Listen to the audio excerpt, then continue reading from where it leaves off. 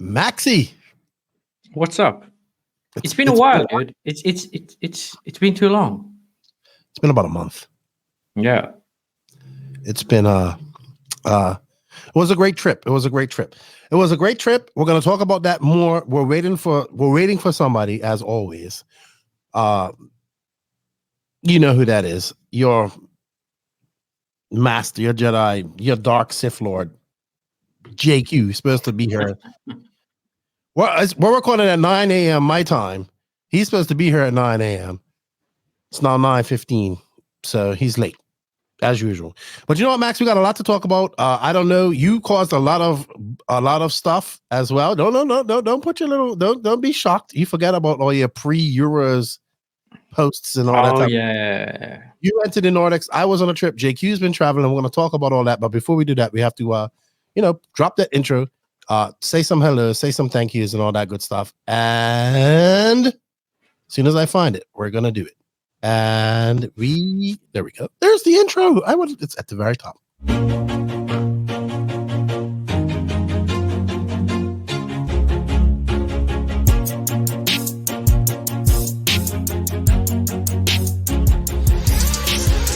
Nitro is the glory, but e-buggy pays the bills. Welcome to the No Name RC podcast. Get ready for some serious bench racing. But be warned, we speak our minds, express our thoughts, and sometimes things can get a little rowdy.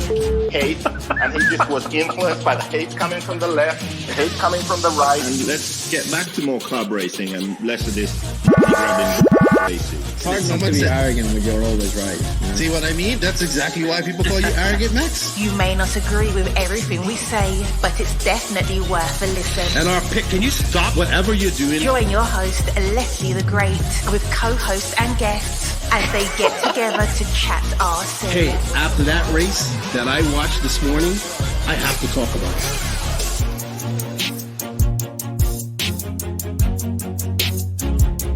There we go. $100 right here, $100 throw. Oh no! I like this.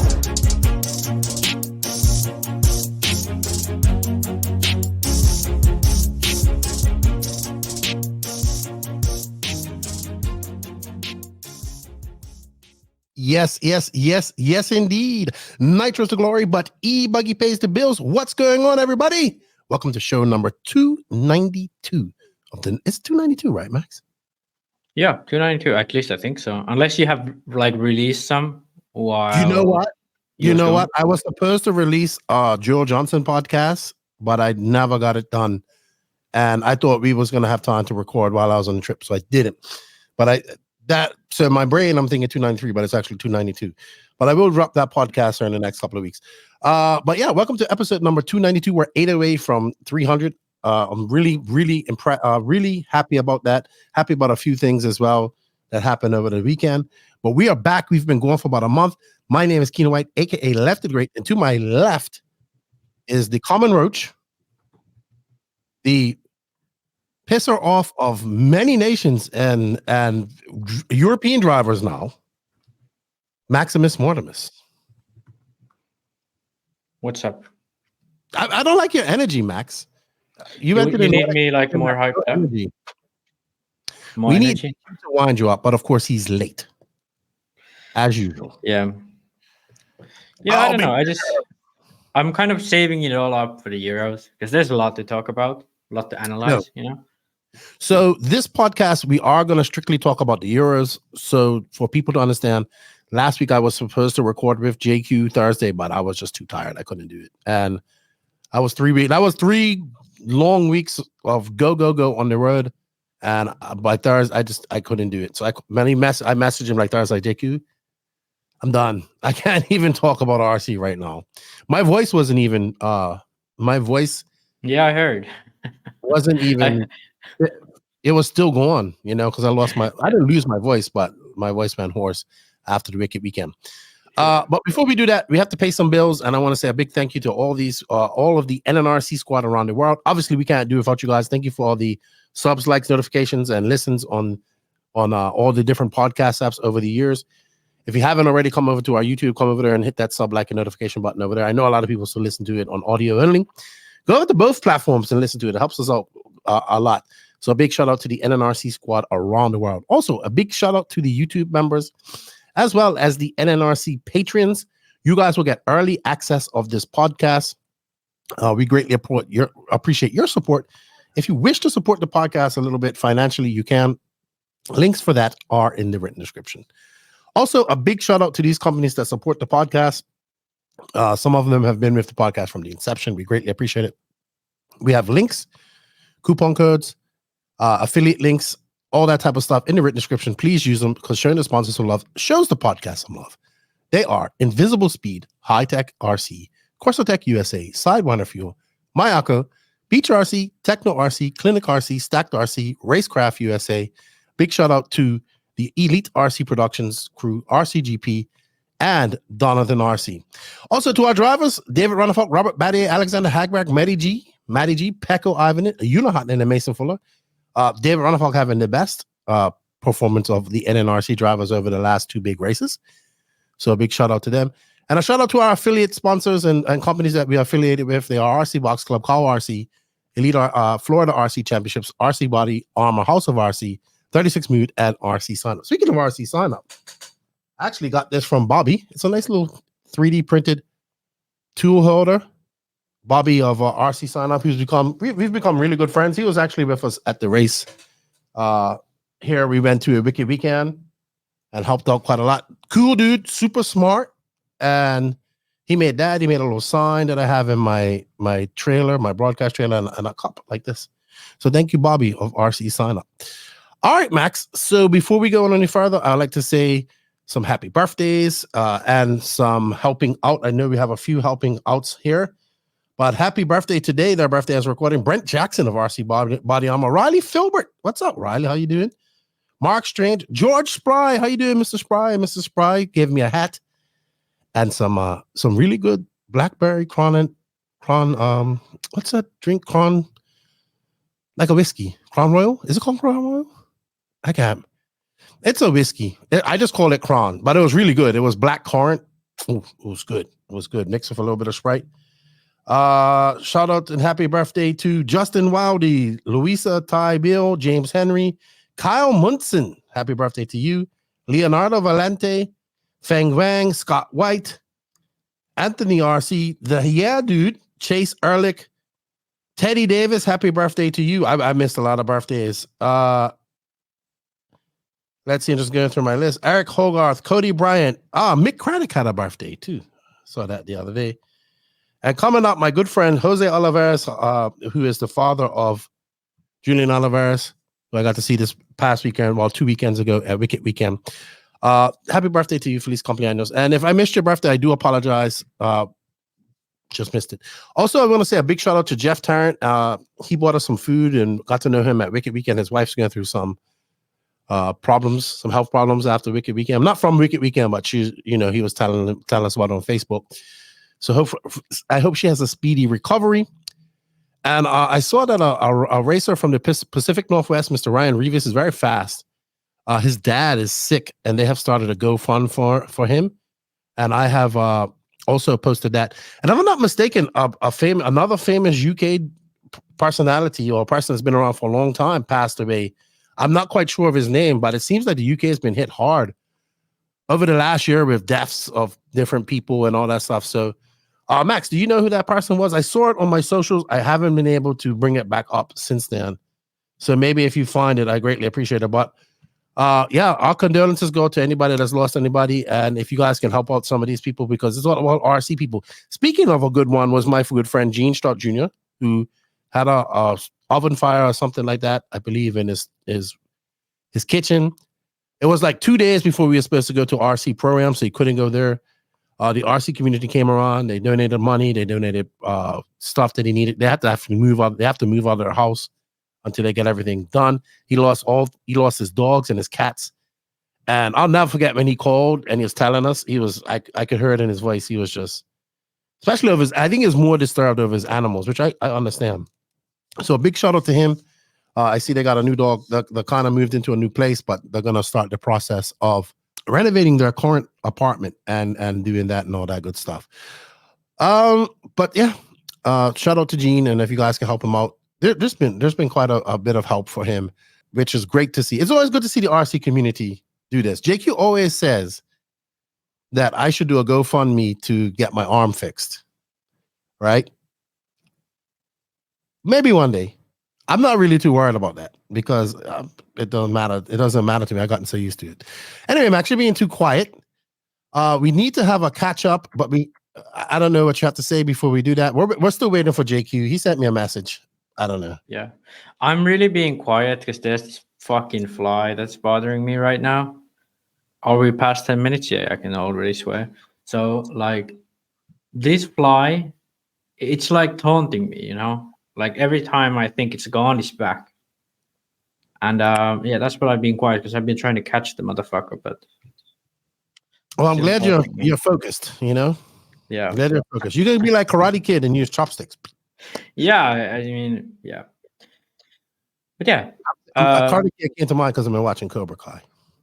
Yeah, I don't watch that. But hey, you watch House of Dragon? And I did. I haven't watched the last episode though. Have not watched the last. Well, it's a disappointment. I mean, should just wait 2 years for the next season, to be honest. But I'll see normies like you who don't understand House of Dragon, Star Wars, Lord of the Rings, and all that type of stuff. You know, I know that's a little bit above your imagination and intellect level, right? All right, go ahead. Who think outside the box and absolutely understand all this stuff and think that it's all possibly true. Maybe not Lord of the Rings, but Star Wars could definitely be true. So I read all 6 of the books of the Lord of the Ring books. Lord of the Ring. Game of Thrones books from the first HBO series. Now, some of them books are long. Some of them 1,000 pages long. I've read them all, and it is vast. J.J. Tolkien, or whatever his name is, George R. Tolkien, he is a genius. He is an absolute genius. House of Dragon is, I have to see the end one. I don't know, but we saw some epic dragon fights and all that cool stuff. Yeah, dude, you're such a nerd. I just watch it for the show. Dude, I love that stuff. I love all that stuff. I have all the books. I gotta read them again. You know what I love? What do you love? RC, dude. I was racing the past weekend. Well, you know what? We're gonna, before we get into that, and hopefully JQ shows up so we can get on our catch up. Let's have a catch up of what we've been up to over the last 3 weeks, and that is brought to you by Invisible Speed. And there's a little talk with Mr. Lutz from the Wicked Weekend. Are you applying any of the Invisible Speed? Absolutely. At LCRC last weekend, I spent like 5 hours just sitting there reading this thing. It was amazing. I'm starting to think of setup differently, and I feel like maybe I'll be able to help people eventually. Yeah, I think I really like the pairing between you and Joseph. Many people are shocked by that pairing, but I'm not. I think you're doing a good job, and I hope that I fully believe in Invisible Speed, and I think with somebody like you behind it, you can do well. Yeah. The Kyosha are looking good. I mean, Kyosha is growing every time I see it coming through these races. Yeah. I attribute that to you, especially over here in the USA. Obviously, Europe, they have a lot. But good job, man, and it's good to see you. I always tell you, it's good to see you in RC. It's good to see you doing well, and good to see you having fun. Appreciate that, Keenan. Thank you. All right, have a good one. Let's go talk. All right, that is a good chip for Invisible Speed. We have affiliate links for the Invisible Speed course, as well as books here. Or you can head over to Lutz RC and check it out. Lutz was very fast at Wicked Weekend, which was a huge race.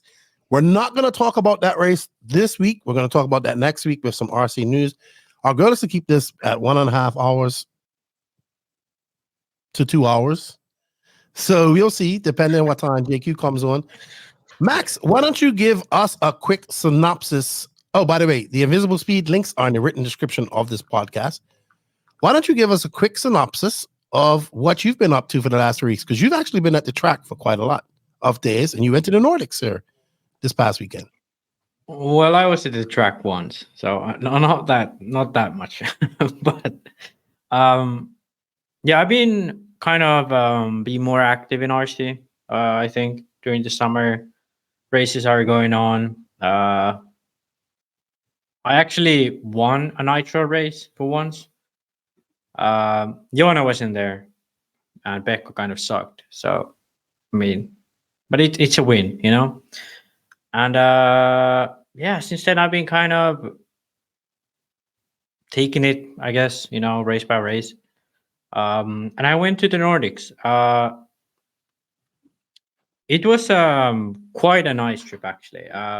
Very busy, like extremely busy, because I went there without my dad, without any mechanic.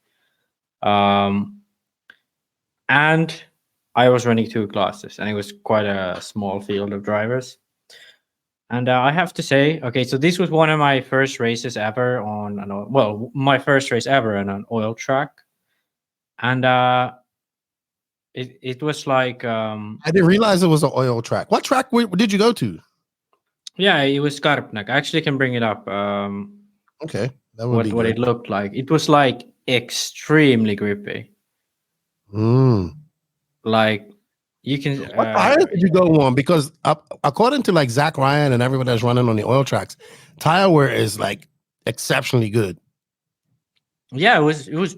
I mean, I went to like 2-3 sets a weekend. Tire wear was pretty good.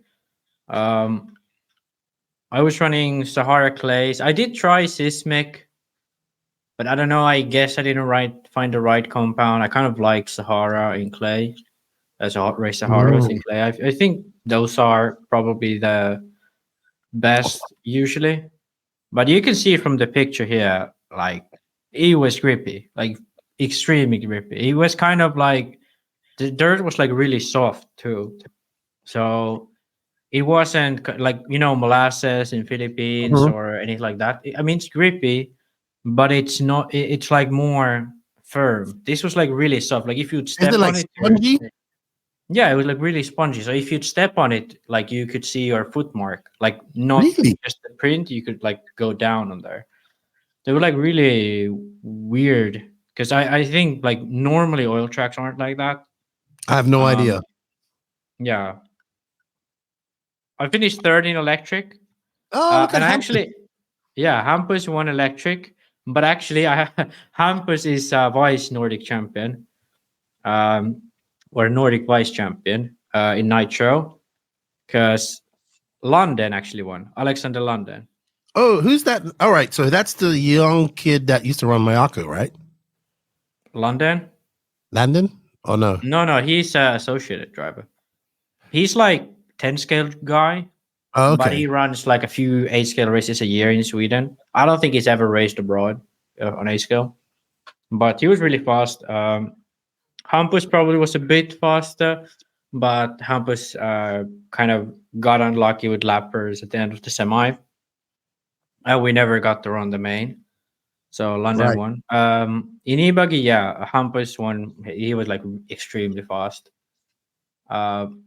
And then I want to give a shout out to this Norwegian driver, because there has been a long while since we had like a good Norwegian driver in 8 scale. Yeah, we had Kobevik and Malin Carlsen in 10 scale, but in 8 scale, this guy Matthias Fink from Norway, he was like in the last main, he was actually putting some pressure on Hampus. So that was quite impressive, because I've never heard of him before. Met him first time here, and he was really fast. So shout out to him. And he beat at the end. So was Hampus's brother there? Yeah, Oscar was there. He finished third. Yeah, he finished third. So it was London, and then Hampus, and then Oscar. So okay, they're pretty good. Right. So you said it was that's mostly an AstroTurf. Okay, so it's an AstroTurf tack mixed with some oil spots. Well, I mean, the jumps are Astro. So let's go full screen. So I mean, it's just the jumps pretty much. Like here it starts Astro, then it's the jumps are Astro, and then all of this is oil. But it was very tricky. It was quite high speed, which is not like tricky to be honest, but it was like slightly bumpy all around. Then that, sticky, spongy feel. And then, as you can see, quite a bit of jumps, rhythm sections, combinations, stuff like that. Yeah. So I actually it was really tricky to get the car right. I don't think I ever fully got my car right, to be honest, because I don't really have experience on these type of conditions. Like, what should I even do? So yeah, but I don't know. I think I'm gonna go back at some point because it's like right in the central of Stockholm. So yeah, it was great. I had a good time. We was there with Felix Sandberg, another Mayako driver. We've known for a while too with him, so it was good catching up with him. He was out of RC for a bit. You know, he had his kid and all that. You were in the same hotel at the Worlds last time, so you know him. Yeah, I know you're talking. I think I know you're talking about. Oh yeah, Martin from Laterra. Yeah, he was there too. Yeah, I met him. Yeah, in our conversation, he said that. JQ's here, but his lights ain't on. He's all black and dark. Who needs lights? Obviously, you don't. Lighten up your darkness. Yeah, I don't need that shit. But I mean, yeah, Nordics was fun. I hope really that next year more people go, because like we was missing quite a bit of Finnish drivers. Well, pretty much everyone except me from the top Finnish drivers, and then you know a lot of Danish drivers. Ronnefalk didn't go, so yeah, it was a bit not as prestigious as it was probably when JQ won it back to back is what you're trying to say. Yeah, back in the day it was like everyone went, but I think these days, you know, people kind of lost the Nordics for a while because there was many years where they kind of was held in places where it's really hard to get to, or on dates that it was not good, and then kind of just a streak ended, so people started going to other races. But I think, you know, we've been working hard with other federations trying to have some sort of structure again and bringing it back. And yeah, I hope we can have a really big Nordics next year. Like, yeah, and everyone could go, even Ronnefalk, those guys. I hope so. Well, my 3 weeks started with flying into Miami, going to the RC Pro-Am. We did that. It was a good race. It was hot as woo. Dude, you would have died. You and your pale skin would have died. Dude, it wasn't hot like 100+ degrees hot. It was very humid. And actually did really good for the track. It was fun. We had it was like, you know, like the RC Pro-Am, we went there last year. It's old school type of track. It gets slurmy and bumpy. JQ would actually really love this track. Very loose, lots of fluff and berms and stuff like that. Hopefully he puts his lights on, because all you see is like his factory track shirt that he's wearing. So it was pretty cool. I enjoyed that. Thank you to Brent Dansford. It was fun. Like, Fen was there, and you could see that Fen was struggling with that heat. He was like red and sweating. Like every time they came up, it was bad. It was very humid. It was because it's near a lake. It had been a lot of rain around the area prior to coming there, so all that humidity was sat there, and it rained on and off. By Saturday, Sunday, it got a little better, but it was fine. Then that was a quick turnaround. We drove back home on the Monday, quick turnaround, clean up the camper, all that stuff. And then I was actually supposed to stay at Lance's for the week, dog sit, you know, catch up on work, do all that good stuff that I had planned to do, because he had planned, his wife and his son had planned to go to Indianapolis Brickyard 400, which has been a bucket list race for him to go to because he's a NASCAR fan, right? So then he goes, I got some good news and I got some bad news. He goes, well, bad news is you're going to get caught up with work. Good news is you're coming with us to Indianapolis. So we went to Indianapolis, and it's about a 10-hour drive, but we broke it up over days. So we left Tuesday morning. So in America, with this big campus, you have like campsites that you can rent, and they have hookups for like sewage and water and all that stuff. So we would drive to a campsite, spend the night there, drive a few hours the next day, spend a night there, to try and enjoy it.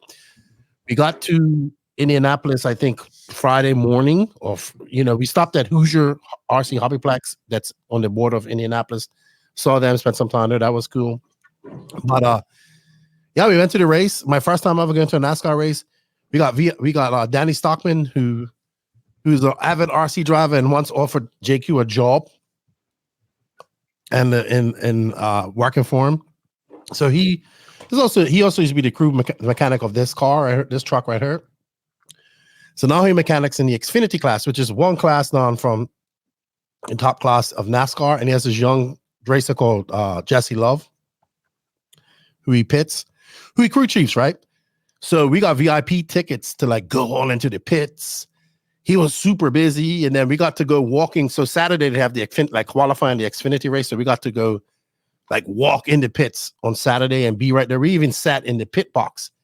So as soon as Danny had some free time before the race was about to start, he comes over and what did we start talking about? RC. Because he's fanatical about RC. He asked about JQ. He asked about what was going on at the Euros, all that type of stuff. And it was fun. We had a good time. We sat up there. We stand in the pits, watched the race, watched him come in. His driver actually got in a big accident on the first lap. And then I watched him, because we also had headsets, right? So then I listened to him coach his driver. So in these type of tracks, you would love this because you like aerodynamics. It's all about aerodynamics. So he ripped off like the front part of the front quarter panel of this completely. So he didn't have that of the first lap.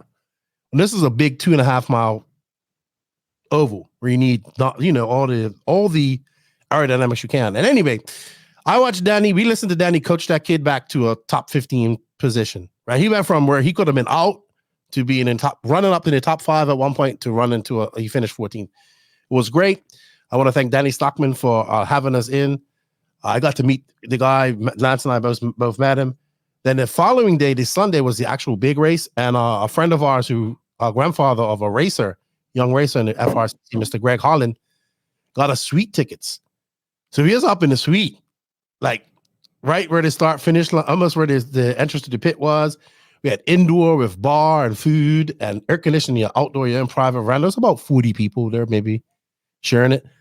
And man, that was fun. Now that was great. We had good seats for the Xfinity one. We was like right on start finish. But this was it was fun. I had a blast. I've never been to anything like that. I will tell you that these fucking cars are loud as fuck. Okay, like I was like, I don't need earplugs. Yes, I do. Yeah, you do. Yeah, like I mean, yeah. Those then you heard like 38 go by. You're like, yeah, I need earplugs, right? And it was fun. I had a blast. I want to say thank you to Lance, his wife, his son, Danny Stockman, and of course, Mr. Greg Holland for all that was fun. I had a joy. I had a blast. But here's the thing. We left Indianapolis at 7:30 p.m. Sunday night. We had packed up. Everything was ready. Boom. Straight tents. We got to Gainesville, Georgia. Wicked weekend. Well, the goal was to drop the camper off and then drive the rest to Lake City because we had to pull another camp up there, plus the broadcast trailer. Dude, Lance drove all night. We got through Atlanta. I drove a little bit, then he drove the rest of the way. It was a marathon. Then we had to drive back up the next day. By the time we got to Wicked Weekend, I was shattered. But Wicked Weekend was awesome. I enjoyed it. I spent like Wednesday, Thursday, Friday just walking around talking to people. It was a great atmosphere. A little bit calmed down from last year. And yeah, the Wicked Weekend was wicked. I enjoyed it. Okay, the pro racing wasn't as good as I wanted it to be, but the intermediate racing was great. But I mean, the pro racing was good. It's like Dakota Fan walked away with everything. Congratulations to him, by the way. But intermediate racing was good. Sportsman race was good. Then it was pack up everything Sunday night. Monday, get on the road we got on the road at 8:30, and I got to Miami at 10 p.m. My birthday. Thank you, Danny Paz, who I didn't get to go out and have a birthday dinner or nothing because of Danny Paz. Just saying. It's all Danny Paz's fault. No, he had to be at work the next day. So I went to Miami, came home. JQ and I were supposed to record last Thursday. I messaged JQ and I was like, dude, I'm too tired. I can't do this. And now we're recording. Plus, I wanted you on her because you pissed off a lot of people. So I wanted you on her. JQ, why are you so pixelated, man? What's up with your janky internet? Do you have better internet at your apartment? Look at him. He isn't paying attention one bit. He's just all pixelated. Look, now he's going. He looked like he was like Nintendo, the first generation Nintendo graphics. That's what it looked like. But yeah, it was a good week, 3 weeks. I want to thank everybody that came up. I mean, man, Max, every time I go, it seems like more people come up and say how much they enjoy the podcast. People love you. People love to hate you. Like the younger generation loves you. right? Especially when we start arguing. The older generation loves it when I argue with you. So it's like the younger generation likes you, the older generation likes me, and it was pretty good. I enjoyed it. I enjoyed my whole trip. I had a blast. Now we get ready for the Worlds, which is coming up next month. We're gonna do some podcasts leading up to that, but this week we're gonna talk all about the Euros. Let's bring JQ in, and JQ's been pretty busy. He's been look at him, still looking all pixelated. What's up, JQ, vice host? Why did you want me to rush here to join you when you're just talking about NASCAR and other stuff that no one gives a shit about? Hey, look. You know what? Danny Stockman said? He says, look, JQ could be right here. He could be right here. Why? Making money. To be a farmer also, or something else that I'm not interested in, you know? He said, you know what he said to JQ? Anyway, can we get to the point now? I'm here.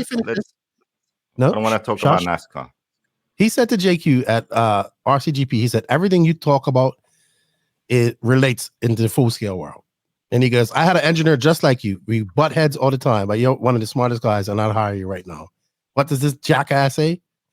No, RC for life. Now he's like, fuck RC. So, anyway.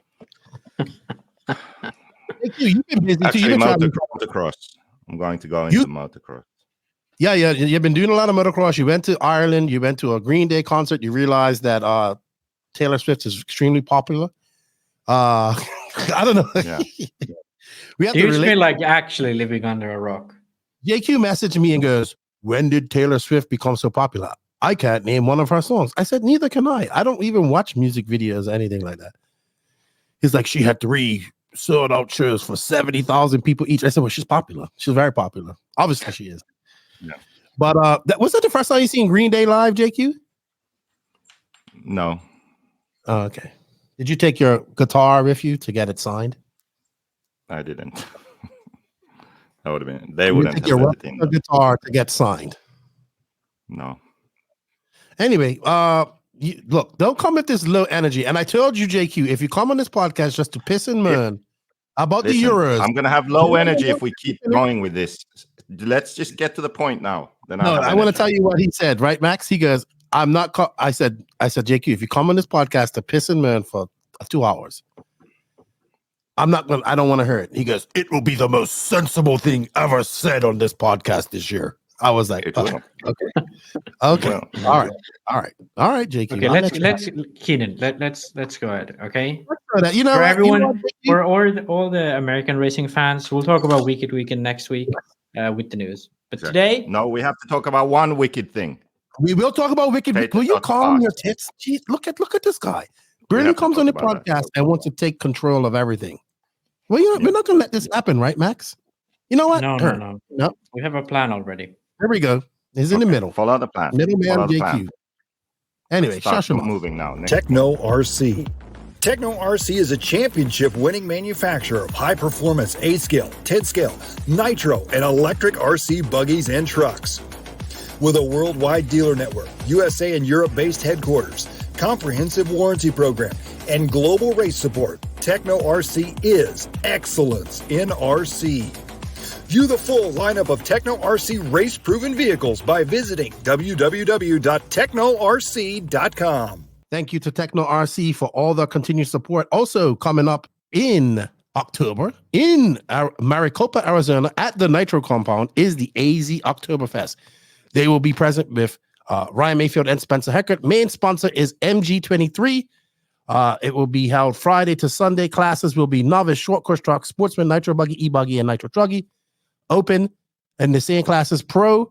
And of course, we have the 40 plus nitro buggy, e-buggy, truggy, and a TZO spec tire buggy class. Coverage will be by Mod Media. You can find all the information about the AZ Oktoberfest 24 coming up October 18th to 20th at the Nitro Compound on Facebook. Check them out, the Nitro Compound on Facebook, or shoot Tony Schumacher or AJ Schumacher a message to find out a little bit more about this awesome event at an awesome track that's coming up, which JQ has been to before. All right, so thank you to everybody. Thank you to Techno RC. And we're going to put JQ back in there. Hopefully he'll be a little bit better. I don't know what's going on with his janky internet. Max seems to have decent internet. JQ never has good internet. But welcome back to everybody. Welcome back to the podcast, JQ. It's been a while. Last time you was on here was after Silver State, which was which was epic. We got on an epic rant. But the Euros happened at the same weekend as the Wicked Weekend. It was held in Sicily, Italy, which is the track of Ongaro, or the Ongaro Ring that it's called. It has been held. This is the third time it's been held there since 2015. And the biggest track change I've ever seen. I mean, they completely rebuilt the track except for the straightaway and that corner that has there's blocks, there's bricks in it. So a Mugello track. One thing I'll say about Mugello, you can tell his tracks anywhere now. Like he has his stamp on his tracks, his flow, all that type of stuff, all that good type of stuff. So we're going to talk about this race. JQ, you attended this race with Pecco and the other Mayako guys, Robert and all that stuff. Do you want to start us off with anything in this race, or how do you want to do it, JQ? I mean, as you really wanted to talk about this race. Let's talk about Ongaro's pre-race practice. Well, let's talk about that. So I want to tell you the background story on this. So I got a couple of messages from people, and we got some messages to our No Name RC podcast Facebook page that just showed lap times, right? And I'm like, what is this? And then, oh, it's Ongaro. So Ongaro's name, and it was 30 minutes of practice, and there was 4 other cars there. So people were like, hey, he's out there practicing on the track. And I'm like, ooh, right? I get it, new layout. So I'm like, should I post this? I'm actually at Indianapolis when this is happening, walking around Indianapolis. So Max and I talked. I said, Max, if you want to post it, go ahead. If you don't want to post it, that's no problem with me. So Max goes ahead and posts it. And I shit you not, maybe 10 minutes. I didn't even read the post, by the way, Max. I didn't even read the post before I deleted it. About 10 minutes later, Ongaro is calling me. I'm like, uh-oh. He's calling me on WhatsApp. And I'm like, huh? Excuse me? What was different between the first post and the second one? Go ahead, Max. Well, the first post was kind of like, because that was when we hadn't gotten any word from Ongaro. I had seen Ongaro posted something online. I had seen people talking about screenshots and so on.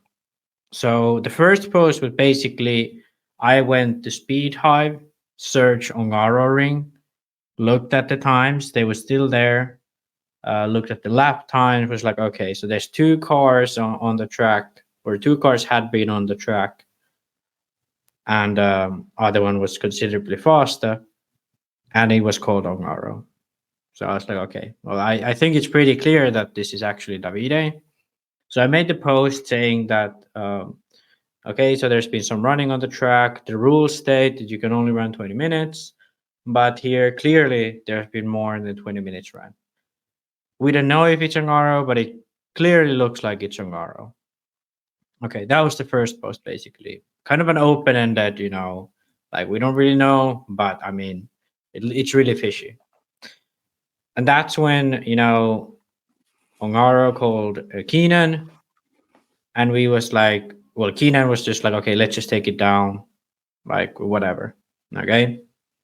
I'll never do that again. Never. I think. Well, I don't know. Until next time. Maybe it was okay, because that gave us time to like actually figure out what happened, so we could like say, okay, this is what actually happened. Because since then, we got confirmation that Ongaro had himself told people that he had driven on the track, admitted that he had driven on the track. And it was like he had said that he had driven on the track. He said to me, oh, I drove 10 minutes over the 20-minute time, because it's a 20-minute time limit by EFRA rules, right? Apparently. Yeah. For one car. For one car. And then there was obviously talk about, well, after he got discovered that he was driving on the track, they turned off the lap counter and there was no more laps. And how many hours did he practice after that? Now, that I have no idea if that even happened. But I remember he was angry. He was like, hey, you shouldn't have this up there. And I was like, all right. I at that point, I had not known what you wrote, right? And then I deleted it, and he said, I'm going to make another post explaining the whole situation, right? Yeah. But no, because that pissed him off even more the next day. And I don't think that we're going to have Ongaro on the podcast anytime soon, unfortunately. Yeah, but I think it's very silly because all we had, like my phone was blowing up. People was sending me screenshots of Ongaro's dad posting in Italian that all people are fucking cowards and all people are pussies. Like he was just cussing off everyone, saying that everyone's just jealous, everyone's a bitch, whatever, you know? Like that's what the translations were. And people got sent that to me. And then like I told people like, okay, yeah, this is what's happened. And then I made that post, you know, because I wanted to be like sure of some things. And then people kept messaging and so on. So I know for a fact there was hundreds of people who knew what happened, somewhat knew what happened. So they knew Ongaro had been on the track, but they didn't know the facts. They thought Ongaro had been practicing on the track for days. They thought they were saying like, oh, Team Associated's been practicing on the track, or Team Matrix has been practicing on the track, or whatever. So in my mind, I'm like, okay, well, I mean, that's wrong. Like, obviously, they hadn't like been that dramatically cheating. So let me make this post, say what are the facts, what are the rules, why the rules cannot technically punish him for this, but they can punish the club. Okay. So I was being like, I think that was the best thing that could have ever happened to them, because otherwise it would have been all rumors until the race, and then he would miss first practice, and then people would be asking all the time, why did he miss first practice and whatever. Now people know exactly what happened. People who thought, okay, this is shitty, but it's not end of the world, they could defend him. And those people who thought he was a cheat or whatever, like they could say that, but they would have said that anyway. So my point was, get all the things we know for a fact out there, and then, you know, that's it. Let EFRA do their job. I think the punishment was not harsh enough, but I mean, at the end of the day, he didn't win, whatever. Can I say something before you go, JQ? So I remember him saying, this isn't good for RC. And I'm like, no, this isn't good for you. Right? Yeah, exactly. This isn't good for you, because you just got caught doing an X-ray, a la X-ray. What was it? EOS, or was it EOS that they did this? 291 laps or something like that. I was like, look, I get it. You wanted to test the track or whatever. I personally think that nobody that's participating in the race should be on that track prior to it being done. There's plenty of people. There's Miguel who could test it. His dad could test it. Miguel tested it too. Miguel was driving on it for multiple days. That's when I came out with, like, people were just like, Ongaro's dad was pissed off. Like, he messaged the NNRC. I'm like, hey, we didn't do this. Like, don't shoot the messenger. That is the big thing I learned about the Euros. And I have a question for both of you at the end of this. We saw this situation with you, with Ongaro, and then we saw it with Coelho. Don't shoot the messenger. We didn't do the bad. We didn't do the practicing. We just heard about it and reported about it. Which I'll go on my spiel later. All right, JQ. But before you go on a scale of 1 to 10, how pissed off is Mauro at Max and I? I don't know. I didn't ask. Anyway, I thought I had become invisible or something. First of all, we don't know what happened. We know what I would say most likely happened. That we know. We don't know what happened. Only Ongaro knows the truth. Second, those rules, I didn't know that was a rule, but they are fucking stupid. And actually, that's something that should be changed in the rules. Anyone who attends the race should not be allowed to turn a single lap on a track before the race. So if there's a rule that there's a rebuild, then you rebuild the track and no one drives on it that is attending the race. Someone who isn't attending the race, they can test the jumps and the sections and the track and whatever, but you don't need an extended amount of time. You can, a few laps and you get the idea. Jump the jumps a few times and they work, So that's a very silly rule, first of all. And then if we move on to Ongaro himself, it was really stupid to drive on the track, and his reaction was equally stupid. So first of all, he's good enough to win that race. He doesn't need any extra advantage or extra practice or anything like that. He can just do it. He can show up and win. the fact that it's his own track already sets the idea in everyone's mind that he has an advantage. So for him to turn a single lap on that track, even if it's just to test the layout, is ridiculously stupid, in my opinion, because it would devalue his win. Then his reaction was basically saying that people are just jealous, which is also ridiculous because people were mad for a legitimate reason. Because he drove the equivalent of the entire first practice day when he tested. So not only would he be able to try different tires to know exactly what tire to run, he could potentially test something that he wanted to establish before the race. Compound, tread pattern, a new foam, a new wheel, a new setting on the car, new parts, whatever it may be. He could have done that. I'm not saying he did, but he could have. He could have had 2 different chassis and he could have tested them. He could have done that, right? Are you saying that that's not an advantage? Yes, it is a massive advantage because then you know exactly, okay, we eliminated these things. Now we know how we're going to start the race. I'm not saying he did that. I'm saying he could have done that, right? Then, so him claiming that people are just jealous, that is ridiculous because people had an actual reason to complain about this. It's not jealousy. He's a great driver. He's a double world champion. He's one of the greatest of all time already at this young age, right? Of course, there are people who may be jealous, but this reaction to him practicing on the track was not out of jealousy. It was legitimate.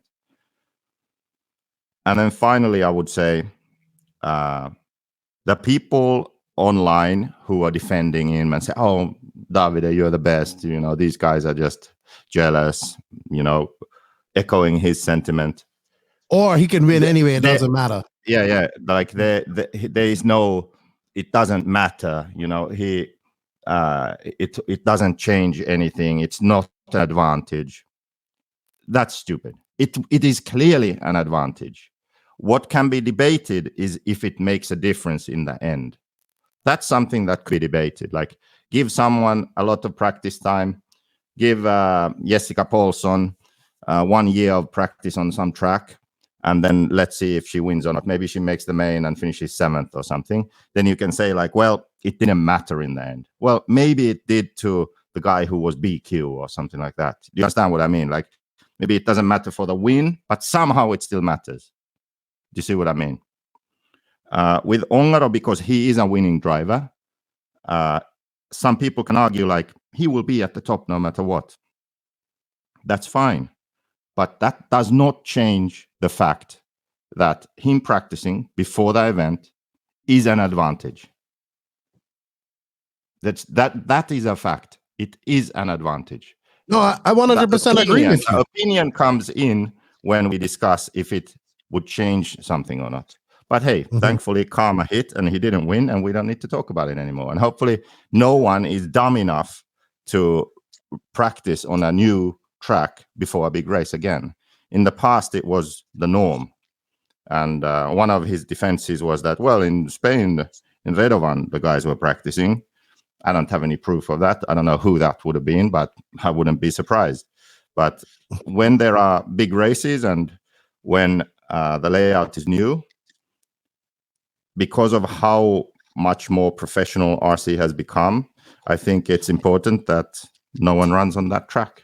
Yeah. I have a question for you, JQ. How do we prevent this? Because at this moment, as we're doing this, they're rebuilding the Redovan track, right? How do we prevent this from, excuse me? I really don't know. Some like live camera feed 24 hours. I mean, should they have site visits from EFRA officials? I don't know. How do we stop it, right? You know how you stop it? Lifetime ban or something.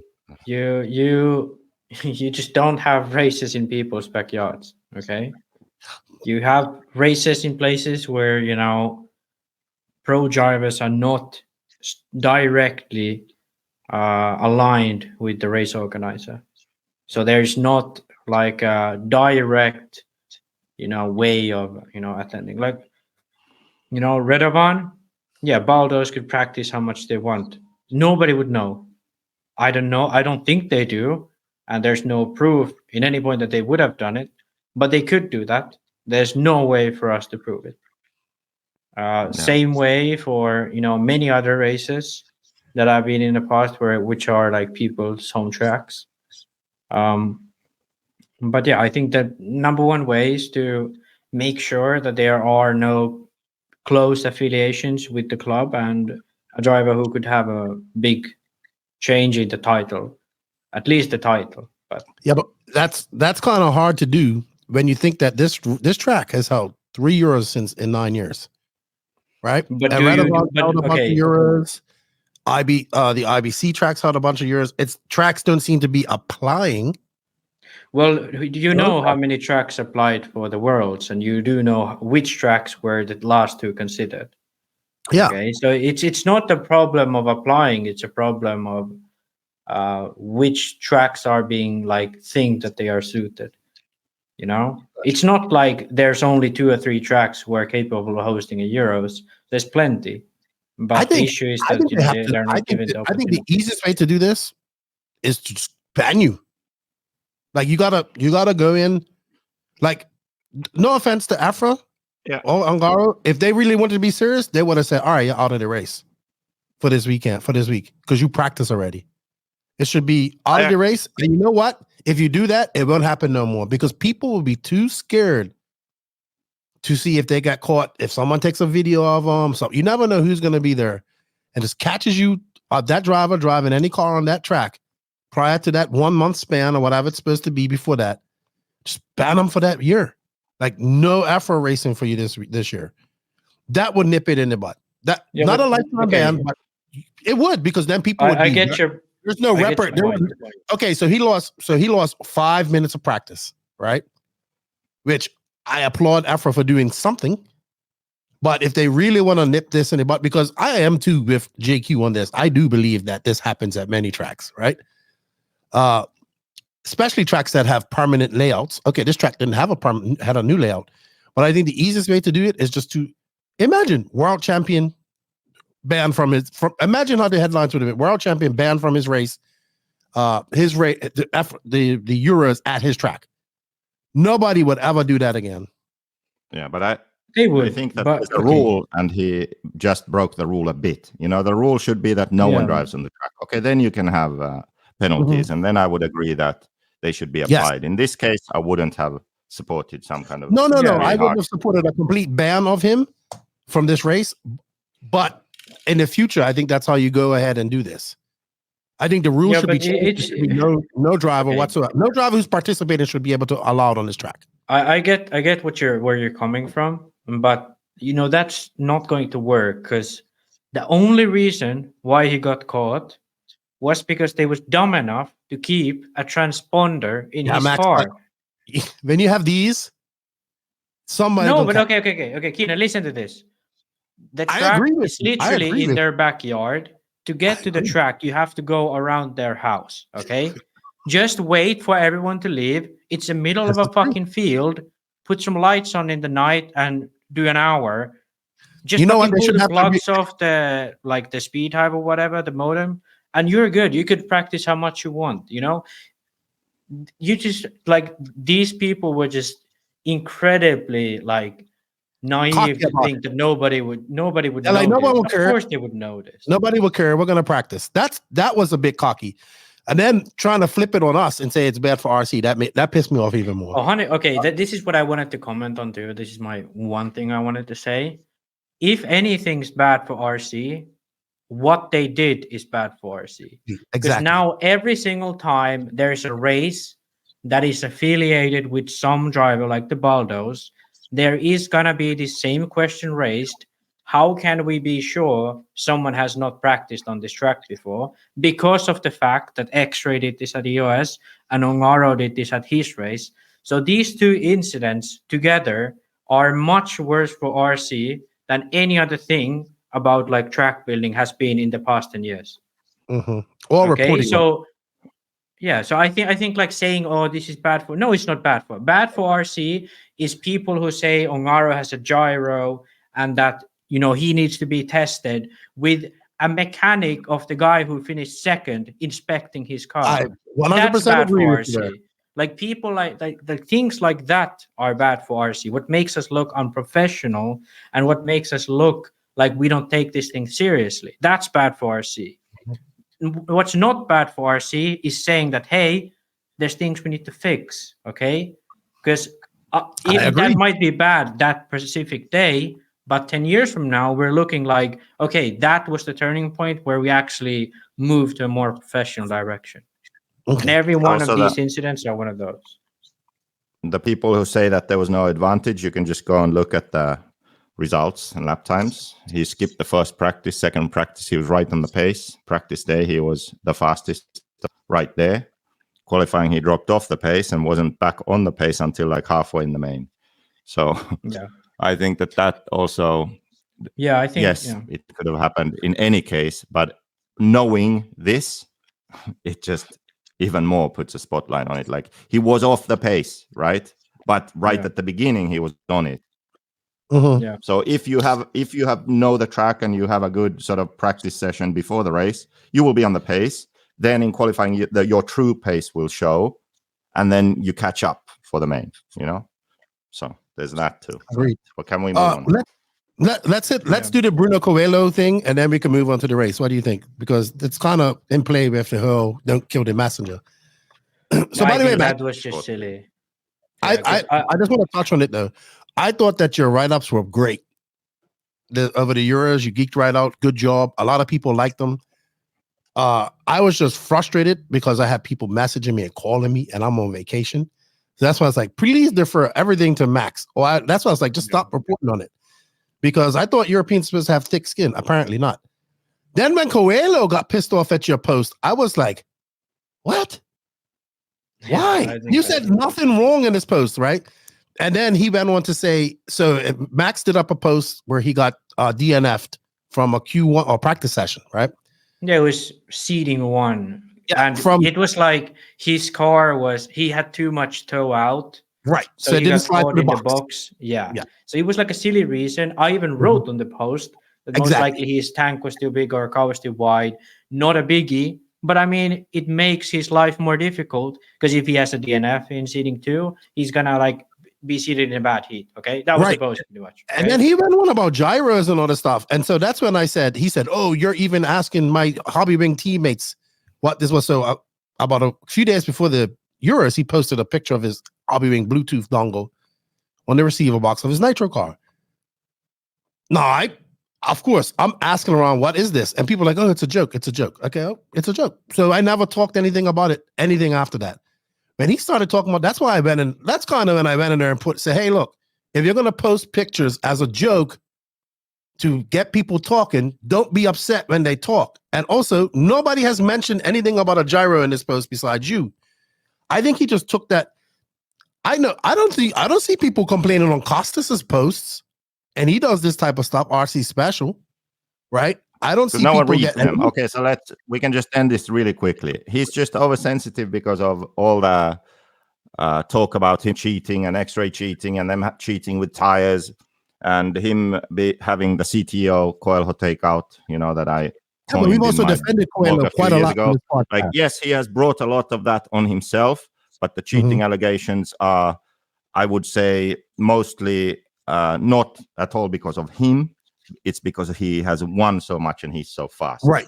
So then and we even did a podcast debunking. So he's just overly sensitive on this topic. And when people started talking, claiming that he's cheating, the source was not your post, but that was the reason. And that's why he reacted like that. Okay, big deal. Let's move on to something more important. I thought you Europeans had thick skin.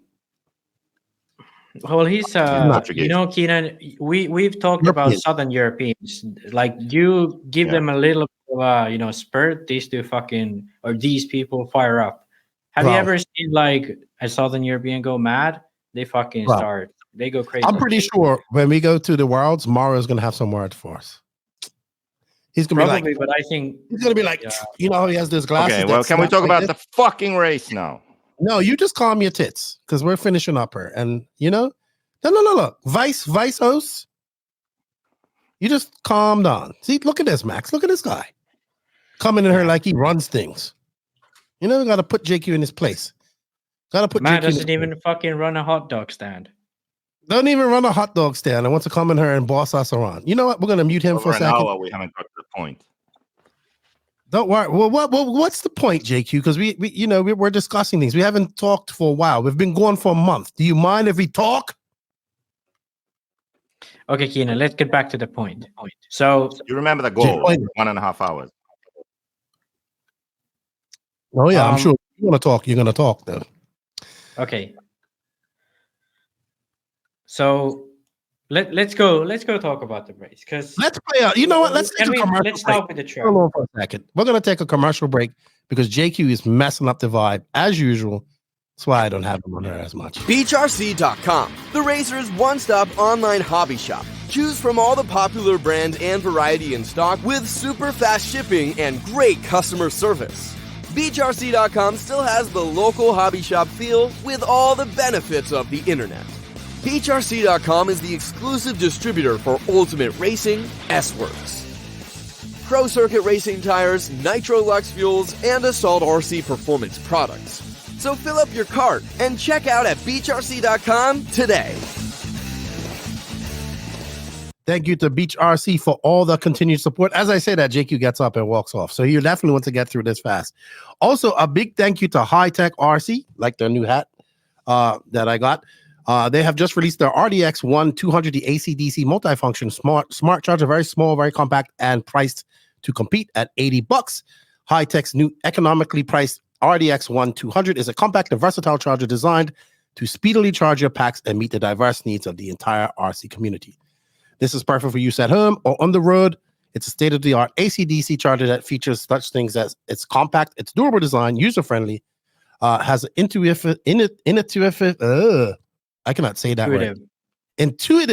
interface and a bright LCD screen. It's easy to configure and for all common battery chemistries. Check out the new RDX1 200 on the Facebook on the website link in the written description, or check them out at other hobby shops. Thank you, High Tech. Thank you, Beach RC, for your continued support. And I think JQ is back, and we're about to get ready onto some more Euros talk. Did you get yourself another beer? Are you feeling better now? I have an idea. To lighten the mood and get in the right sort of headspace to cover the Euros, let's talk about that pass by Tater. We're kind of leaving that to the end, though. Let's save that to the end. To the end. Let's just get into the Euros. We're talking about Euros. We're saving that for the hot race then. All right, JQ, tell us. I do want to start on the track. What was your first impressions of the track? Yeah, you were the only one who was there. Track was good. But I have to say, if we are heading down this road, which I mean, we are already down this road, so it's off-road, but the tracks are super smooth and they don't really change much, and grip is decent. We need something that separates drivers by skill level, or that separates drivers who want to push more and take more risks. So the tracks need to be more technical, in my opinion. So if we have a smooth surface that is consistent and doesn't change, then make the obstacles what makes it exciting. And that means that you need to slow it down. You slow the layout down and create something that is difficult, that requires timing and skill and precision. And if someone takes the time to develop this new style of track design, I think that's going to be the next evolution in RC racing. Because the way our racing is now, for the sort of higher skill drivers, they are just all doing the same thing, following each other, and there's no way to pass. It's not exciting. It's not, side-by-side racing, or, it's just driving around the track behind each other. And if someone makes a mistake, then there's a position change, and that's not fun. So that would be my thoughts on the track. I saw them even repairing the track. If a divot came up, they'd be out there patching it with glue right away. Yeah. Well, I'll tell you that the glue is definitely becoming popular because I'm starting to hear a lot more. Like as soon as I finished this, I got messages. Oh, what type of glue are they using? They're just using regular, like Elmer's white glue mixed with water. I don't foresee this going anywhere because this is a very easy fix to not having to do, a track staying somewhat consistent and a track staying together, right? Which a lot of people complain about. Yeah, well, okay. Yeah, but if it's going to be like this, then make the obstacles more technical. Make that fun and exciting thing. I will say something about Miguelo's tracks. His tracks are very flowing, right? But there's no real big. Maybe Buggy Land has that big section where you jump out the back and all that stuff, but there's no real. I get. How about like a timing section that we have to time perfectly to get through and collect. I have to say, I somewhat disagree. Mostly, I agree with JQ because that was the issue at this race. Now we get the video up. So if we look at this track, the issue is not necessarily that it's not that technical. It has sections where you need to be precise, you have to be accurate, and you have to hold your line to be fast. The issue is more so that everything is so one line. So you don't have sections where you can maybe take a different approach, sections where the track opens up. It's almost everything is a chicane at the end. So every other turn turns the other way. So there's no way of kind of setting up a pass, going side by side, or you're always going to end up running out of space. The other thing is there's so much like 3D aspect to it that going side by side is difficult because your car is moving around a lot. On top of that, there's no like bumps or anything to separate the speed. So you're always going at the maximum speed of the car. So typically, for example, American tracks, the reason why they have passes is because they have tracks like this, but it's low grip, it has dust, it has bumps. So even though the other guy is in a fast line, he might go over a bump and you can go over the slow line where there's no bump and turn it into a fast line. Here, that never happens. So that's why it doesn't work. The OG European tracks thing was more so that, there was nothing technical about them, but the tracks were so irregular, so like bumpy or, otherwise, difficult. Something in the track made it difficult. So you could always kind of follow the car ahead, wait for a mistake and strike when you had the chance. But here you really have to like force the issue. And every time you do that, when you're going at such a high speed, the other guy's going to fly off. Especially because you can always close the door without losing control of your car because the grip is so consistent. So you never really go in the dust or anything like that. And I had this same discussion with some other Finnish drivers recently because they thought, we need more technicality. We need more of that, more rhythm sections, more difficult jumps. I don't think it's necessarily that. You just need ways to drive differently around the track. That's what you need. And you do that by, in some places, reducing, elevation, or some places like adding, a more open corner, or adding an actual 180 instead of one of those rounded 180s with a hip in the middle. Because how can you pass on one of those? No, you can't. It's impossible because you have one line that's fast. So opening up the track, having more space like between corners and jumps, so you can actually like jump next to a car, force your way into the corner and then pass. If you look at this track, every single jump is into a corner. There's no way of trying to pull an overtake, like jumping long in a jump and then or then shooting to the downside and really like shooting to the inside after that. Because every time you're kind of setting up for the corner on the perfect line. So there's no way to make a pass. And if you try, you're going to hit in the air. And I think that's what people kind of always forget when they're trying to change it up. And that's why, Miguel has kind of gone all in with this. he makes a track that's really fun to drive alone, you know, and that's it. There's no really consideration into how to pass here, and that's it. Yeah, but I think it still comes down to obstacles. On-road has all kinds of different layouts and tracks, and it still comes down to you putting pressure on the driver in front and then making a mistake, and then you pass. It's very rare to have a sort of pass that didn't require the driver in front to make a mistake. We race off-road. We have a benefit of the track conditions. Okay, so we eliminate them by gluing the tracks. We still have obstacles. The way you do it is you make a layout where the fast line leaves the car behind with an opportunity to take your line away. So if you want to do the fast line, it has to be something where you have to go wide to clear a jump, for example. Yeah, but exactly. If you do that, the person who is behind you dive to the inside and block you. Okay, this will require some time and people getting used to it to respect the other car. Because when, for example, in motocross or supercross, you are the rider, you will respect the other rider because you do not want to get hurt.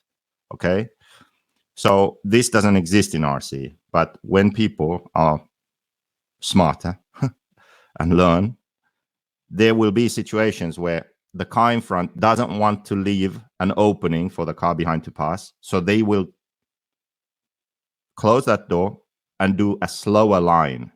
Then the car who is second will take the faster line and try and pass. And maybe after that next section, they're side by side, and who knows what happens. But that opens it up. You need to consider the layout of the track and the obstacles and make the fast section one where maybe on two places on the track, the faster way is risky if you have a car behind you. That's one way. Exactly. And then the second way is to create sections where you are entering at a low speed and you have to use very precise timing to do the fast way. But then there is a way to do it which is slower, but everyone can do it. So I think still to this day, the best example of this is 2008 Worlds in Charlotte. There's the section that True was the first to start doing, which was there's a long sweeper that's really bumpy, so it's kind of tricky, and then everyone's going inside. Today, I think every single driver would do it, but back then, it was only really the top guys who did it consistently.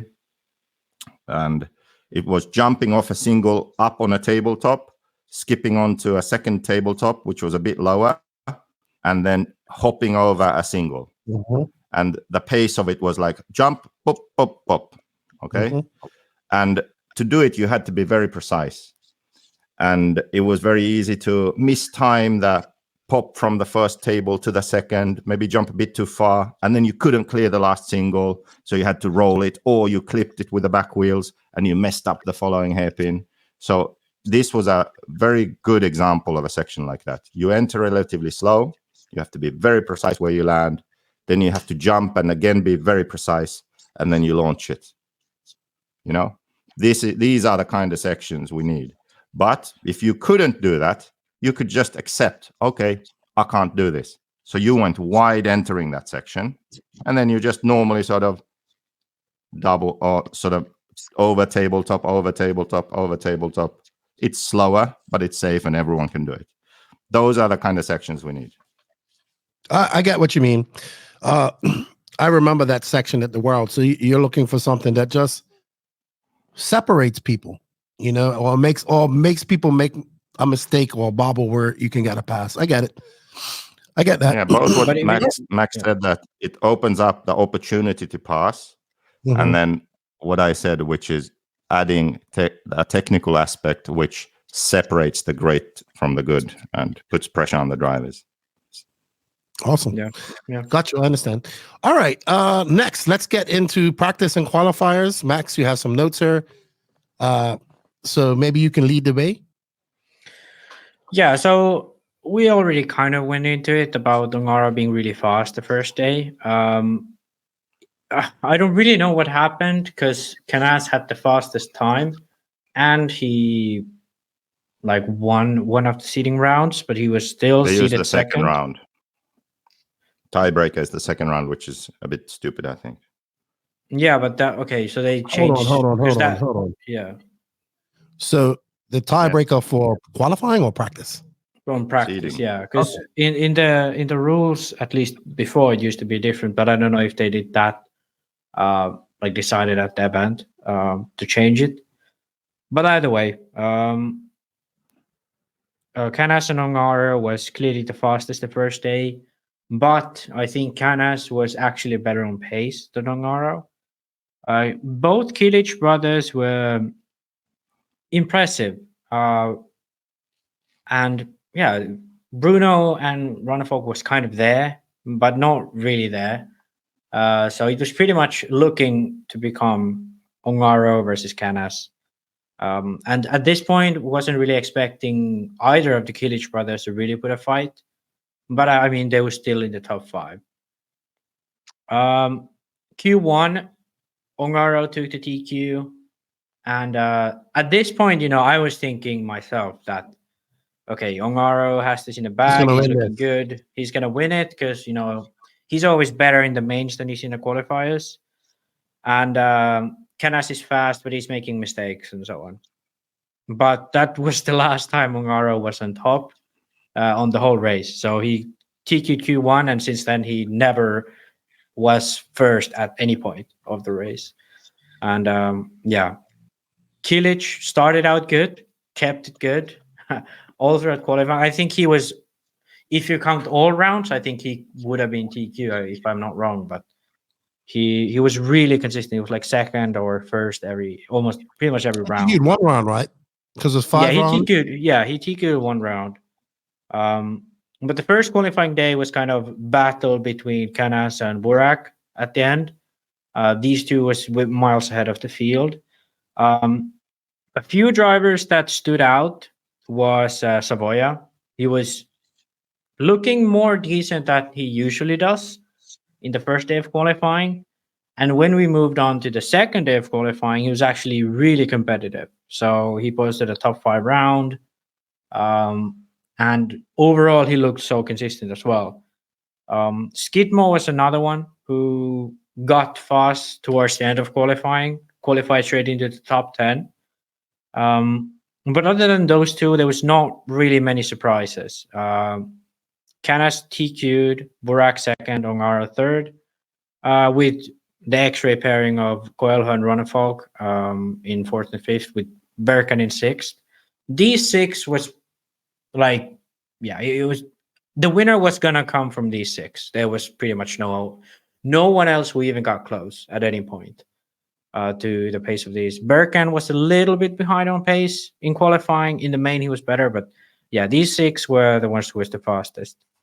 One thing that was interesting was in qualifying, X-ray drivers were still running hot race.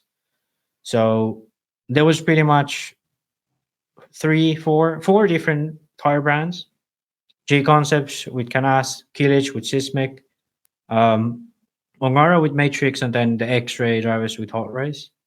So not very because usually it has been that one tire works. Here it kind of seemed the opposite. But I'd kind of like to know how was it, because the grip kept changing. I think that's right. Did you see anything specific? People changing tires mid qualifying or something? Joseph? Actually, I wasn't allowed to say this originally, but I've heard this now from more than one source, so I can.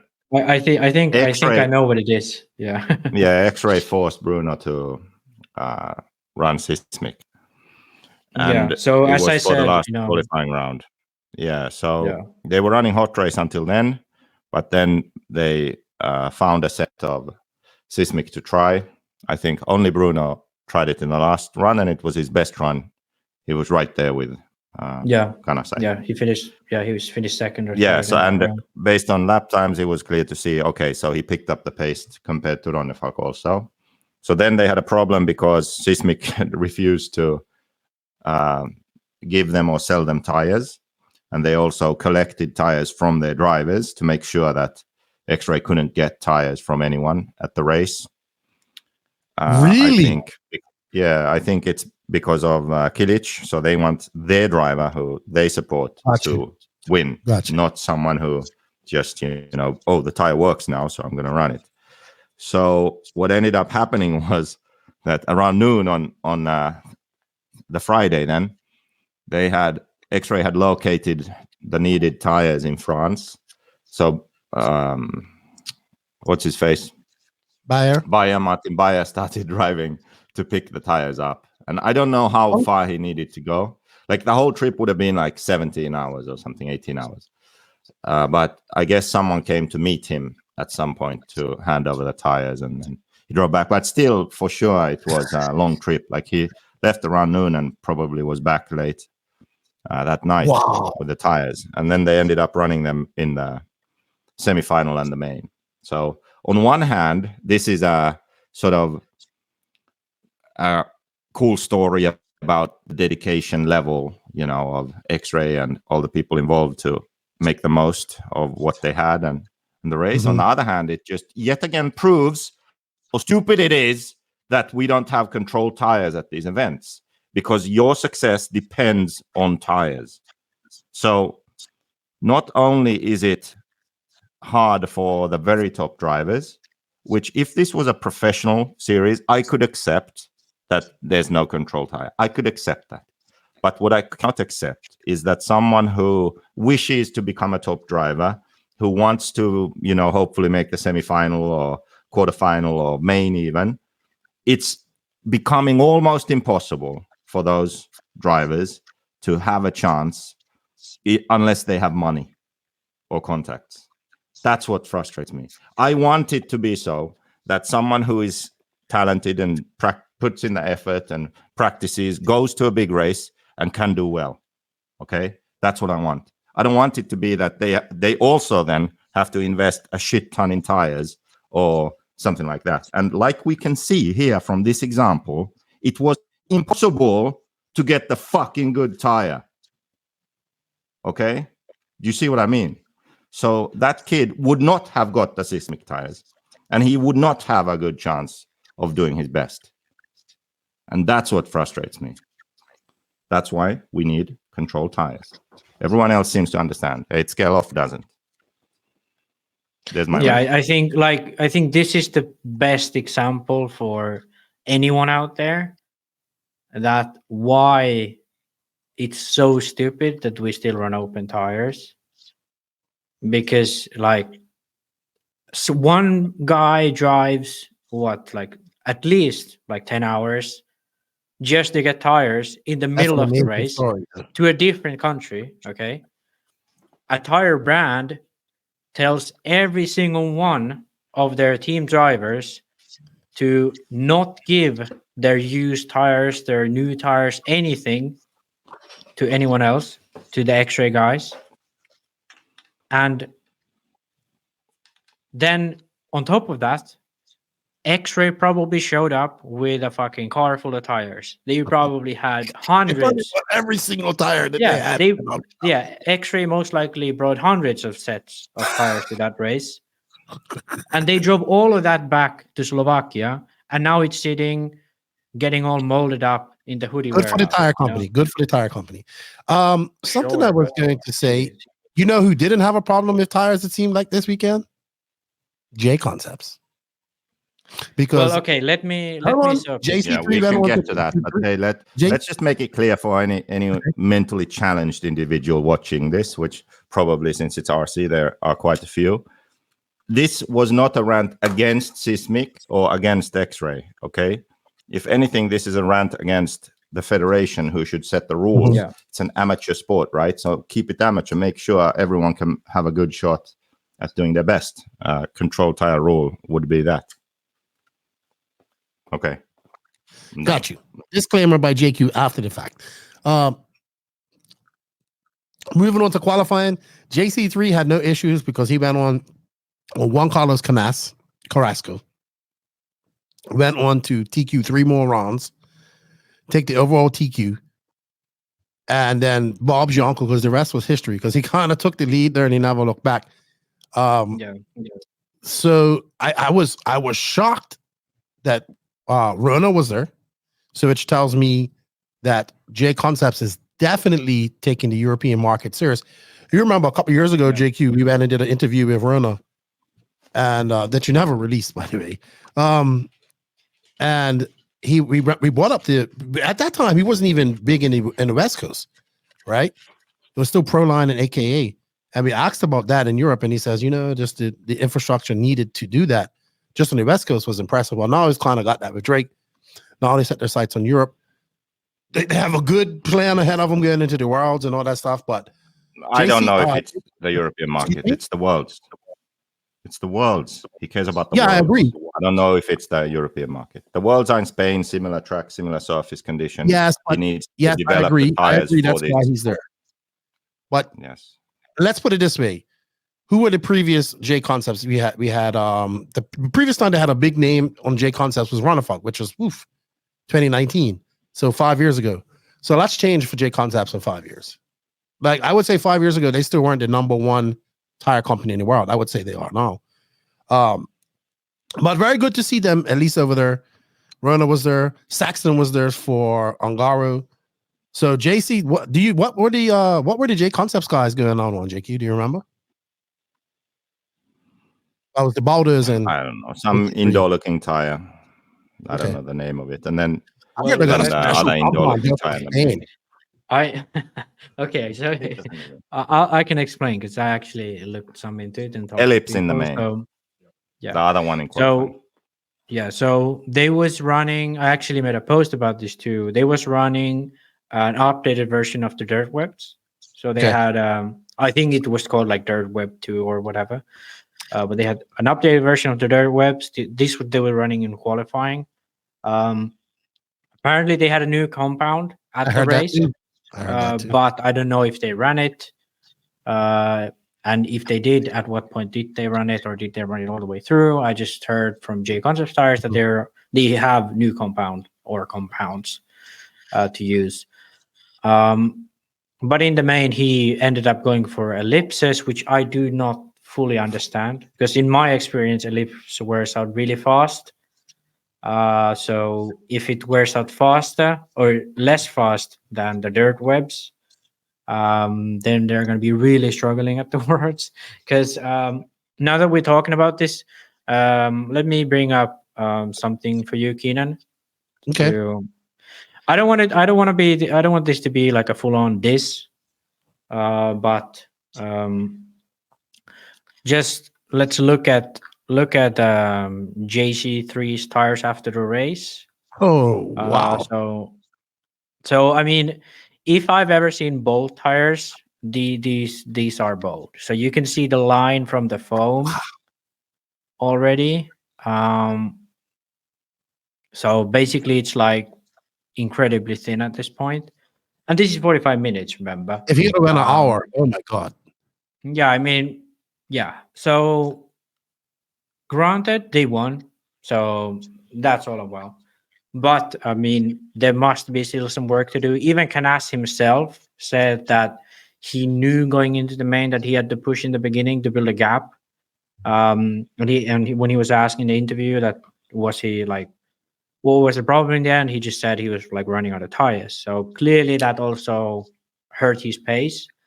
So all I'm thinking is, if he's a second a lap, half a second a lap, how much it was compared to Bruno, slower in Radovan at point of 45 minutes, it's going to be really hard to hold that off, Mm-hmm. So I too heard that they have a new special compound coming out just for Spain. That could be true, and that's why I don't want to be like, their tires don't last, because it could be that they knew this was faster. They chose between a faster tire and a more long-lasting tire, and then I'm going with this one. He won, mission accomplished. Maybe for Worlds, they have new things. It's a different surface, different track, all of those things. So, it's. But I just wanted to show that. I mean, they still haven't got it all figured out, but they have the pace figured out. That's for sure. Okay. Well, let's move on to the final. So if you don't know, this is the European Championships. It's done IFMAR style. Everybody has to still race into the final. It's done in ladder finals. The quarterfinals and the semifinals are usually really good. JQ, when I talked to you this morning, he was like, make sure you watch the semifinal with Burak, which I have it on. Burak was extremely fast. But Yeah. I don't know what happened to him in this semi. The first semi was kind of meh. It was kind of like, like you said, them guys kind of going behind each other. They set a good time. Yeah, I mean, nobody taking any chances. yeah. Canas was absolutely fast. People that bumped up to the semis were, I think, like Robert. Oh wow, David Todd was there too. Very good. That kid's gotten a lot faster. I don't know who Jose Miguel Sanchez is. Never. I probably met him, but okay. So let's actually go through the semi one first, because yeah. Well, we don't have to spend too much time on it because it wasn't. Yeah. But let just to go through. So basically, at the front, nothing really happened except for Ongaro screwed up, dropped behind Ronnefalk, and then Barufalo came from the back. He From bumped from the quarterfinal quarter. too. Yeah, bumped from the quarter, came from the back, fifth. Savoya held fourth, bumped in. But for the last position on the main, it was quite an interesting fight because it was between quite a few guys, which a Spanish Model X backed Mugen driver, and not David Todd, actually. Yeah. So him, Jose Miguel Sanchez, as you said, or I think he goes by Jose Sanchez. I'm not sure. Jose. Yeah. Either way, he's pretty far. I mean, looking at his results in Spain, he has, won rounds over Canas in local races. He has been like up there, but I haven't seen him really high up in like the national results and so on. But he has speed. So he actually made it through. And I wanted to say this now so that I don't forget it. But is this like fourth or fifth driver that Model X and Mark Ibars and these guys have brought up from Spain? Because that was Robert kind of established himself before, but there was a big force behind him at one point. Canas, obviously, one of those. Then now, Ongaro also. Ongaro too. He was running Pro Circuit before. And now we see David Todd. Everything. Yeah. And now we see David Todd winning B Heroes, narrowly missing the main. He had a DNF in the semi, but like pace was there to make the main. And now Jose Miguel Sanchez making the main. All like these guys are, basically the same package. Mugen, Pro Circuit, backed by, Mark Ibars and these guys with Novorossiysk-based engines, most of these guys too. So a very interesting thing what they do right to bring these guys up, but it looks like we're getting RC right now. Yeah, I mean, we'll talk about that a bit later about how successful Spain actually was, but yeah. And David Todd is exceptionally fast. I think they did not make the final at the e-buggy Euros, and he's just incredibly gotten an incredible pace over the last year and a half. I would say that the surprise is her Skidmore. I think it's disappointing that he didn't make the finals, but still fast battling with Sanchez. Jorn Newman still battling up there with Maya Mika. And then Mattia Polito, who probably should have been in the top 5, had a DNF. Yeah. So otherwise than that, no real hubbub or no real. No. One thing. No real scatter. Before you go on, Before you go on, you were talking about Model X. Like, what are they doing right? Well, they are in a good location. They have good products. They have a lot of good young talent to pick from. Then that, of course, increases their chances of success. Yeah. Then Mark Ibas is a former. I don't know if he. I don't think he won a Euros, but I think he's been second, maybe even second in the Worlds or third in the Worlds. Like basically podium, Euros, Worlds, all that means he's a very good driver, accomplished himself. He has the knowledge, right? He runs the company, of course, with some other people too. But because of that, good products, good location, knowledge, dedication to the sport and racing, that's what they have. That's what they do. That's why they succeed. Is he from Spain as well? Mars, yeah. Yeah, all of them. In Barcelona. I want to thank you to. Go ahead, JQ. Sorry. Fucking let me finish, okay? You talk too slow. No, I don't. You just interrupt. So what most drivers need in that situation, they are young, they are fast. What they lack is experience and knowledge. They need guidance. They need that their engine fucking runs, that their tires stay on, that the setup is somewhat decent, and they need practice. And that's what you see when all of these good guys, they have had that. They have had a father who knows how to put the car together, keep it on the track, and for it to be decent. And that's what they can provide, basically. And that's why they constantly have these young guys come up, they start doing well. Usually they leave because Model X either don't want to or don't have the means to pay them. And because their brand is Mugen also famously doesn't really pay drivers at least much. So they usually lose them, but they have short moments of success with newcomers on the scene. Good points. Let's move on to Semi B, which was the more exciting one. By the way, I want to say thank you to Ultimate Racing for their support of the NNRC content of the upcoming 2024 IFMA World Championships from RC Radovan. Thank you. This was a little bit more exciting. I actually have this up on screen. Burak was gone, like way ahead of these guys. And then, do we know what happened to him, JQ? I think Servo broke. That's unfortunate. Unfortunate for him. He was out. Actually, I'm going to bring up the screen where he was he was leading this, and Barkan came in, and this is Barkan and Coelho were embroiled in a battle. And you can see where Burak just where he has the servo issue, and he just goes off of the track. But he also is involved in an incident later on in this race too. So there's Barkan and you can see Burak in the blue car just going up behind. He comes over this double. And Barkan is now still in second. Burak's off the track. He's getting thrown on the track. And you can see something's wonky with his wheel. So unfortunate for Burak, but did they get it back working? Because I saw him racing later. And he actually, if it was Burak, he was involved in the mishaps which sent Boots off the track. No, he wasn't. He was in the LCQ. No, it was Boots was battling with what's his face? Oscar Baldo. Yeah, yes, and then Baldo clipped the pipe and was sideways in front of the double. Yeah. That was for the bump. So Boots avoided him. Boots would have bumped, but Boots hit smashed him. Baldo, who was sideways there, all out of shape, and they both went off the track.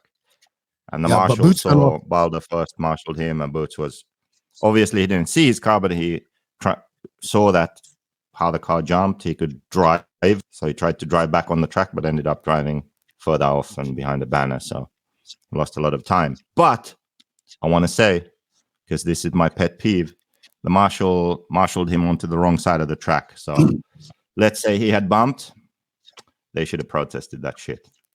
You mean for cutting the track? I have it here, actually. Yeah. I have it here. So let's have a look at it. I do apologize to Burak. I thought it was his car, but it does make sense. So that's Baldo. And that's where it happens. Let's go back. Hold on. If you are watching this on YouTube, come back and watch it. So there's Boots in the red and white and black. There's Baldo getting it wrong. I mean, Boots might have been able to avoid that. Man, he sent Baldo. That hit sent Baldo flying. Look, Baldo had no pace. Man, Boots hit him hard. And then, so Baldo stays right here, and Boots drives all the way behind this black flag right here, this black banners. If he'd have just waited, he probably would have been on the track sooner. See, the guy been looking for Boots must have been driving all through this mess and ended up back here. Unfortunate for Boots, but that's wow. So right here, you would have protested him right here. That cut of the track, you're saying, JQ. Yeah, for sure. Okay. Why? Because you have an gained a lot, accident, you yeah. can then cut the track? No. I'm just saying, okay, JConcepts. You can explain yourself. Look, you're so defensive. Yeah, he gained a lot there. He did. He lost I a don't lot know. too. Like, I think that's really stupid what people do, because when you're off the track and you can see your car, yeah, sure. Like, drive like in the like mid lane, try to get it back to the track. But when you cannot see your car, don't fucking pin it like that. Like, what if he hit the Marshall? Like, Marshall fell behind the track. Boots would still be there. You know, his car would still You be didn't there. remember. You done. I've driven a car for a whole lap without knowing it's not mine. I'm not Boots though. Yeah, but I mean, come on, but that but he clearly pinned it, held it on, hoped he would get it back, but he saw there was a Marshall. So if he had just like held it there, you know, like maybe gassed it a bit so it would stay on running, he would have been on the track way before. I agree, but he wasn't. But that caused him to go to the LCQ. By the way, Raw, LCQs are awesome, especially 15-minute ones, which would see. I think it should be 10.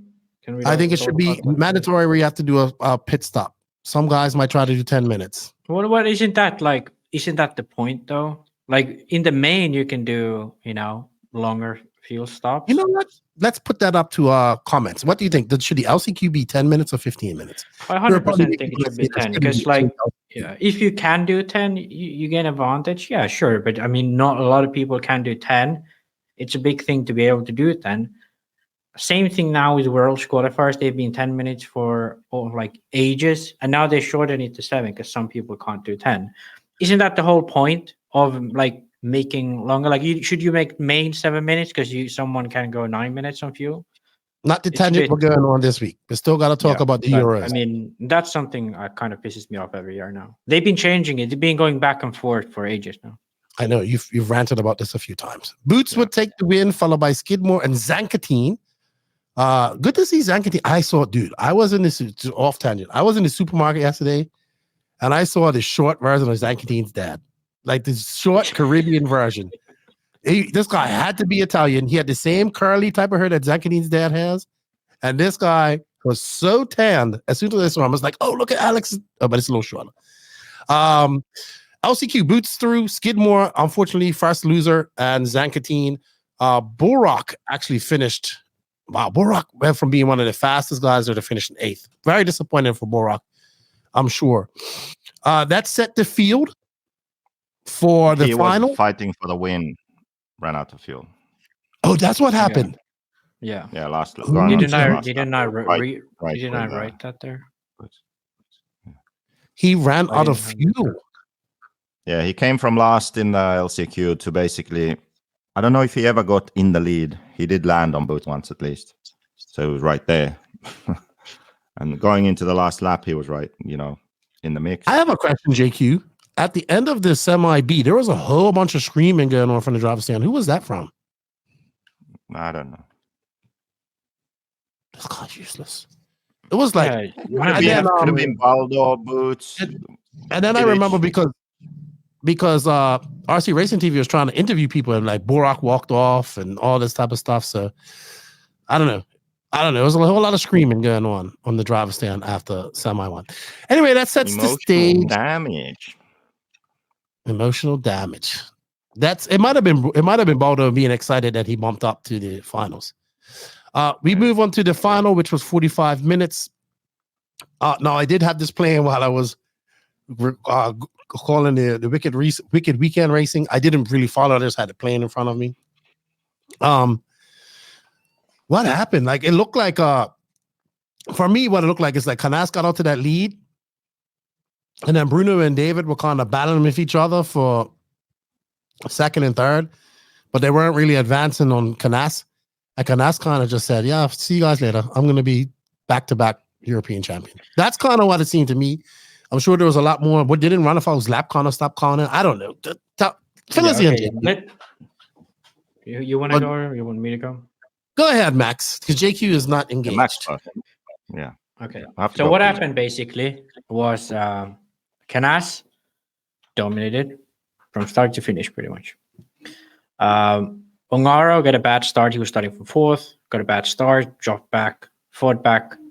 And it was pretty much Ongaro, Kilic, Burke and Kilic in this case. Ongaro, Canas, Burke and Kilic, and Ronnefalk for the first like half of the race. Ongaro catch both of them. So Kilic and Ronnefalk was quite close to each other. Ronnefalk even got by at some point, I think, but Kilic was faster. He got through all that. Ongaro came from the back, spent a lot of time behind Ronnefalk, but eventually just got through like quite easily. And then he just got up to Burkan. Both of these guys, Burkan and Ongaro, were doing much faster than Canas at this point. So it was midway through the race, and Burkan was doing like a few tenths faster than Canas. There was like 10 seconds, 15 seconds back from Canas. And Ongaro was doing, considerably faster than Burkan still. So he was doing probably like half a second faster than Canas. So with around 20 minutes to go, it really looked like Ongaro would catch Canas quite easily, It was still like a 15-second gap, so it wasn't close or anything, but his pace was much better, and the gap wasn't that big that he couldn't catch it. That being said, with I think it was like third to last pit stop. Yeah, third to last pit stop. Like just at the halfway mark, I think. Ongaro runs out of fuel, so they called him a lap. I mean, looking at the time, they kind of called him in when he should have been called in, but he just fueled it in last. That was the tank where he had been pushing behind Burkan. So he got past Ronnefalk, pushed and catched Burkan, got through Burkan, and then he was supposed to come into the fuel, but ran out of fuel. Saxton said they come in a lap late. I don't really buy it. I heard Saxton got banned. Well, I heard it was Saxton's fault why he ran out of fuel. Well, that's what they say, but to be honest, there was still... It must have been second to last pit stop, because there was still around like 14 and a half minutes to go when he ran out of fuel. So it's not like he was running way too long or whatever, because he either way he would have had to do a 7:30 at some point in the end. So it was more so that he had been pushing, and they should have probably got him in early rather than late. And then it was pretty much Ongaro, Kilic, and Ronnefalk. With like 5 minutes to go, Kilic ends up braking. Something broke. I don't know what. Ronnefalk jumps up to... Well, I think this point actually Coelho got past Ronnefalk. And then, Ronnefalk had transponder issues, but he kind of just stayed in third till the end. On pace, probably Ongaro had a big chance to win. Canas would have probably still been second, and Kilic most likely in third. Maybe Canas. So you think Ongaro could have won this whole thing, even over Canas's pace? Yeah. Really? Yeah, 100%. Yeah, it was... Ongaro was considerably fast at the midpoint of the race, and he had plenty of tires. Well, we've seen Ongaro do this quite a few times over the last 100%. Year. Yeah. For that buggy man. Yeah. So he seems to have the tire for the later part of the game. Yeah, and I think that's down to the way he drives, because Canas, he's really punched, really aggressive. He uses the tire a lot, whereas Ongaro kind of uses the tire very minimally. So even if he's on slicks, he can still be fast because he doesn't use the tire much. Whereas Canas, he uses the tire a lot. When he doesn't have it, he starts making mistakes. So he either has to slow down or then makes mistakes. So I think that's what really it. But I think I confidently can say that had Ongaro not run out of fuel, he would have won. Okay. And I think Burak, in turn, had he not had that issue in the semi, I think he would have also been competing for the win. I think it's really, I don't know if it's luck or whatever it is for him, but 2022, he TQ'd, same thing, broke in the semi, couldn't make it through the LCQ. Now again, really competitive for the win, broke in the semi, couldn't make it through. last year he finished in 4th, crashed in the last corner to let Ongaro by. How about Coelho? Do you think he had the pace to be on top? I listened to his interview. No. He said he made some bobbles, and I think if he ran a perfect main like he did in Portugal that year he won, he could have won like that. But on pace, purely the way the race went, no, he never really had a shot at the win. Unfortunately for him, but he never really was there. I think only one who could have actually beaten Canas was Ongaro, and yeah, he ran out of fuel. So okay. Well, JQ, you're having an imaginary conversation back there with somebody, a figment of your imagination. What do you think about the final? Beck was here building his car. Okay, so Paco.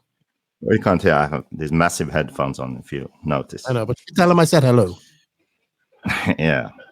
Hello. Vanha fägari sanoo, et moi. Okay. So lately I've been having this issue. Okay. And my previous one issue? YouTube. Yeah, mainly one. See, one of my problems is that I feel a certain way, then I don't know why. And I have to figure out what the fuck's up with that. And now I understand that I need to figure out why, because then when I know why and I understand it, I can move on and I stop feeling that way.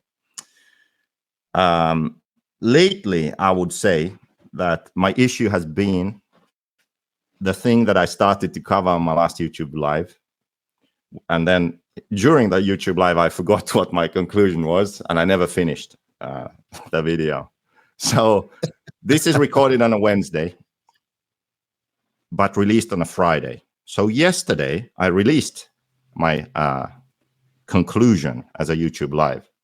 And the topic was perception versus reality. You can go watch that. And I'll explain the reason behind that. Or I have explained already, right? It's Friday now. I have explained the reason behind that in that YouTube live, and you should go watch because it combines a variety of things. It's actually quite incredible. It links my girlfriend, Jared Tebow, my last ever Facebook live, the reason why most RC racers don't make the most of their racing, Tommy Robinson and the UK riots, and Donald Trump. It links all those things, and it actually makes sense. And you're probably going to forget about it tomorrow. No, because I've made some notes. So I'm going to remember. I mean, this has already happened. I made notes and I remembered. You're already confused me because in the future, in the past. I'm already confused. Because I'm confused because we are recording this on Wednesday. I have this live on Thursday, but you are releasing this on Friday. That's why I'm confused. But anyway, Invisible Speed RC, there's a YouTube live that you should watch for the reasons I just explained. How is this relevant now? It's relevant now because after the race, there was so much talk of Ongaro this, or Canas that, or Kilic that, or XRAY this, or Coelho Ronnefalk. I'm like, you know what? Perception versus reality. People lead with emotion, right? People have opinions and they think they are right, but they don't really bother with the facts. So I'm going to bring you the fucking facts and we're going to look at them and we're going to discuss them, right? So here we go. I'm going to share. Yeah, good times. How do I even share this? It's a little button called share screen. Okay, here we go.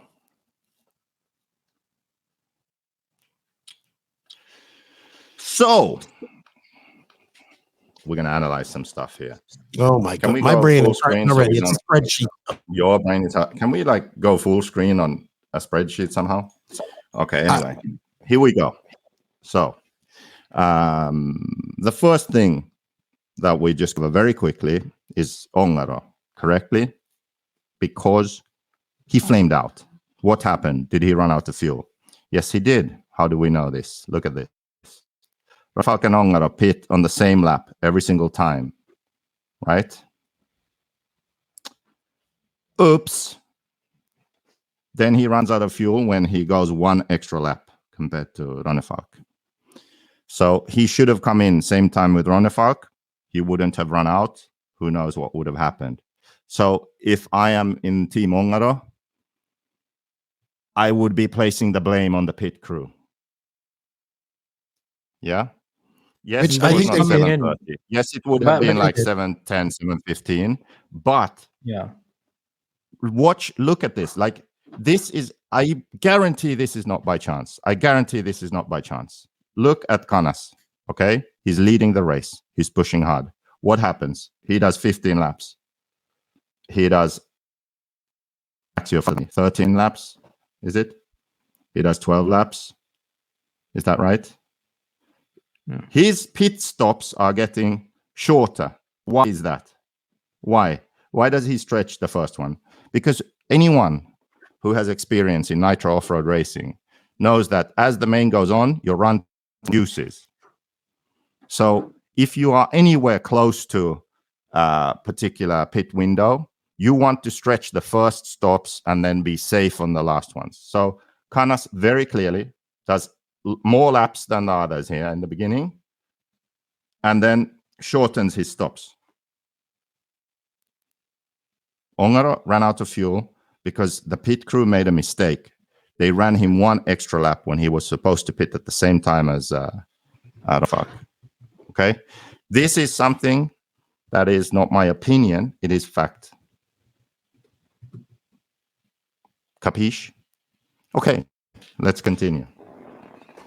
Okay, but I mean, either way, don't they pit too late?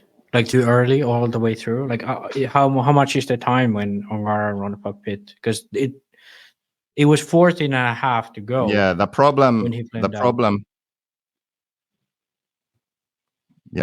at this track was with the lap time was that it would not be 7:30. It would be long, you know. So you had to make a decision: do we want to take him in a bit early, or do we want to take him late? And I think that most decided to take the driver in late. But then mistakes, you know, changed that scenario. And then because of mistakes, then you can actually take them in at the right time. But when the driver is doing their pace without mistakes, you have to make that choice. And I think most people were relatively close on the run time, so they didn't want to go long. So it's interesting to look here. First of all, you can eliminate the first lap because that depends on where you start. Maybe you can see some interesting things here where after one lap, Ongaro was already 7 seconds behind. That's a massive margin when everyone's doing the same lap times, right? So this is one thing that I want to sort of complain about a bit. The coverage. It's good we have coverage, but we can do better. So I think that if we just have one extra camera that has a wider view of situations such as the start, because we know things happen in the start, we could catch these kind of things instead of just having one camera and it's zooming in on the first two cars, you know, because we miss so much. There's so much going on that we could get if we had one dedicated camera, you know, following different stuff to what the main camera is following on. Okay, rant over. So Ongaro was 7 seconds behind after one lap. Berkan is also 5 seconds behind, you can see. So maybe they had something going on there. They started, I think, after each other. Most likely that's what happened.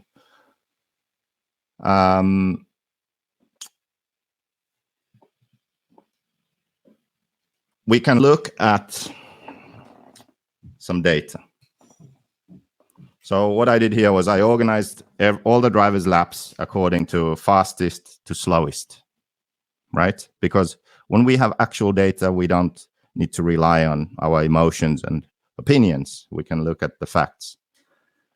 So best lap, not that interesting really, but we can see Canas 34.6, Berkan 34.7, Coelho also 34.6, Ronnefalk and Ongaro both 34.8. Okay, they're all in the 34s. Then we see Savoia 35.4, almost 35.5, Barufalo 35.0. So Savoia and Barufalo, we can already, based on the best lap, we can sort of see that they're probably a bit off the pace. But best lap doesn't tell you so much. So looking at the laps, eliminating the first lap, eliminating the fuel stops, we check this. How many 34-second laps did the drivers have? Ongaro had the most. He had 8, followed by Coelho on 7, Canas on 7, Ronnefalk on 4, and Berkan on 2. Savoia and Barufalo didn't make 34-second laps. So if we want to look like, oh, who was really like the fastest, who turned the fastest laps, we can see like Ongaro, Coelho, and Canas were really close. And Ronnefalk and Berkan were clearly behind that. They didn't have that extreme pace that these three other guys had. But 8 and 7 and 7, that doesn't really tell us much. We just know that they were really fast. Then we look at laps that are over 36 seconds, because if the best lap is 34 something, then 35 is a normal lap for these guys. Anything above 36.0 is a mistake. It doesn't have to be a crash or a roll. It can be you mistime your braking, you land badly, you just mess up a line in a corner, something like this. It's a mistake. Maybe you catch traffic, something happens. So laps over 36 seconds, again, eliminating the pit stops. So here we can see that Berkan was clearly, by far, the best, I would say. Well, Ongaro is 4, I would still say by far. 8 laps only over 36 seconds. Ongaro has 12, Coelho 14, Canas 15, Ronnefalk 21. And now we can see that Savoia and Barufalo, this is not mistakes. I mean, you can't say that 50 out of 70 laps he made mistakes. No, Savoia was off the pace, Barufalo was off the pace. They did not have the pace of the first 5 guys. So how much time was lost in these laps that were over 36? Were they barely over 36, or were they like crashes and sort of big mishaps? Look at this. Berkan only lost 5.3 seconds in all his laps over 36. Berkan is here, look. 36.0, 36.1, 36.4, 36.4. Like, these are minor mistakes, very small mistakes. He has 1:38 here and a 36.9. That is incredible consistency from him. He broke a drive shaft right before the last pit stop, I think it was. Yeah, like a couple of laps before the last pit stop, he broke a drive shaft, I heard. So if we look at this, we can see that, okay, Canas lost 13.5 seconds on slow laps. So mistakes, right?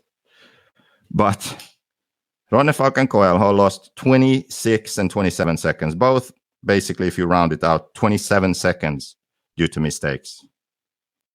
They finished, Coelho lost 27 seconds in mistakes, finished 4 seconds behind Canas in the end.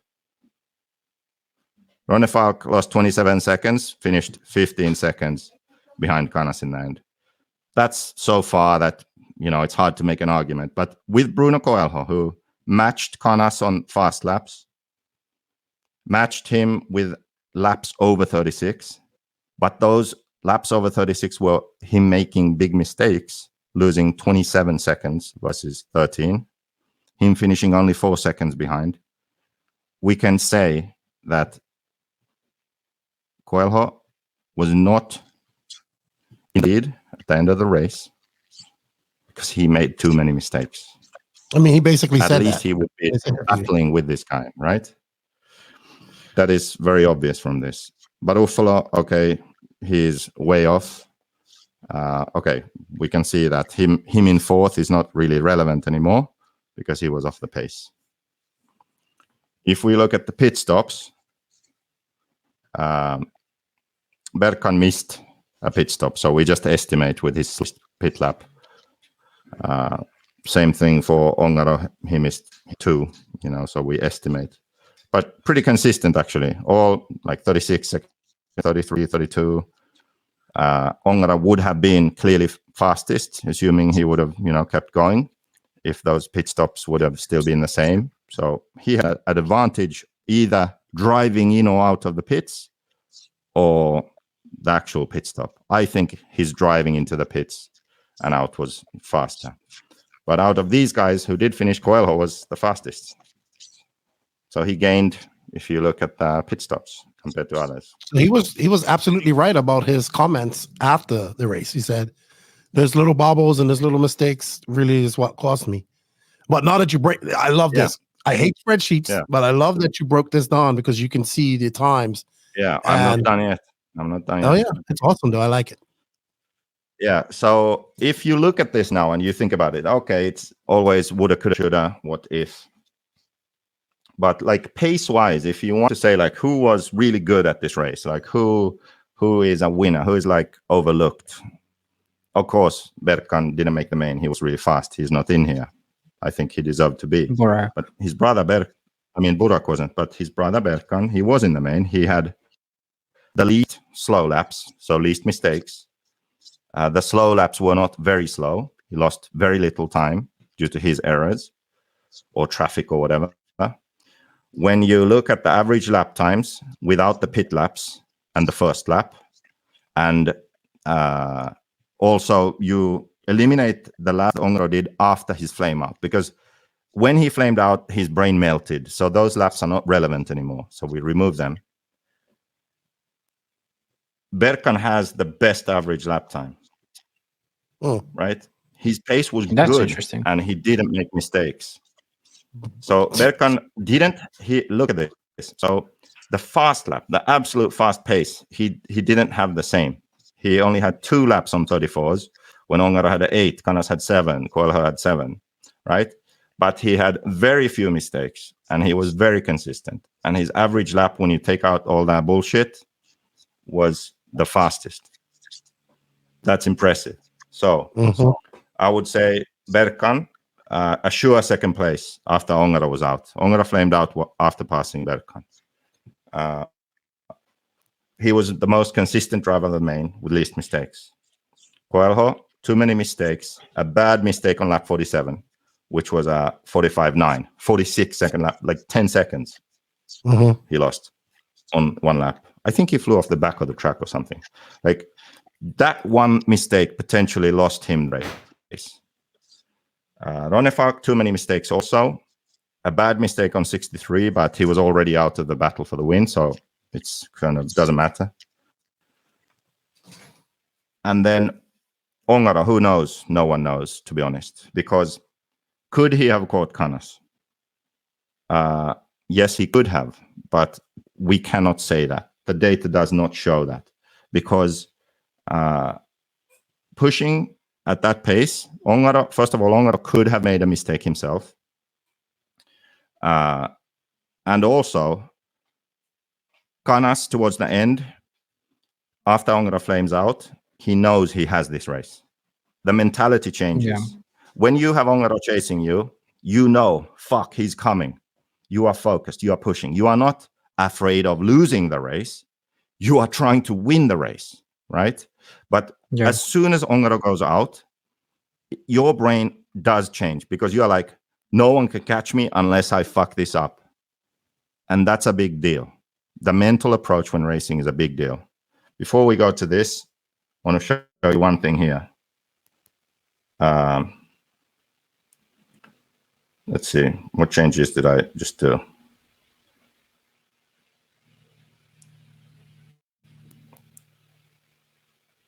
Here we go. The turquoise cells are the mistakes.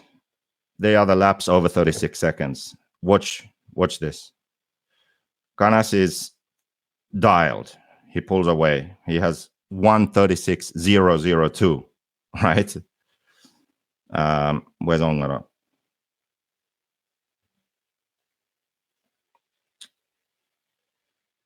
So here, 1:36.002, 1:36.009, another 36.08, right? So Canas is on rails. He's dialed.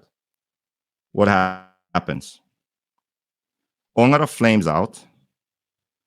He gets back on track. There's confusion. At this point, Canas knows. He knows. He got this race. Ongaro flamed out. No one can catch him. Look at his laps. 35.9, 35.5, 35.9, 35.6, 35.7, 36.7, 39.7, 35.5 pit stop. And then 36.9, 36.7, 36.7, 37.3, 36.3, 36.3, 36.1, 35.9, 36.1, 38.0, 37.9. Okay? Canas' bad laps are practically all after Ongaro flamed out. Yes, his tires ran out. Yes, they were slick. But mind also melted because he knew he was going to be European champion unless he messed up. That's what I believe. So because of this, you can't say, oh, Ongaro was so fast, he would have definitely won. No, he would not definitely have won. On lap 50, Ongaro was 14 seconds behind Canas. Laps 40 to 50, he had caught Canas 2.3 seconds only. Only 2.3 seconds, right? And he was still 14 seconds behind. That would not have been enough to catch Canas. So Canas slowed on the last stint, losing 15 seconds to his normal pace. But this cannot be counted as pressure was off and he was securing his win. Yes, his tires were out. But like I said, so was his brain because he didn't need to push. It was different. It was his race to lose instead of his race to win. And that makes a big difference. So when you look at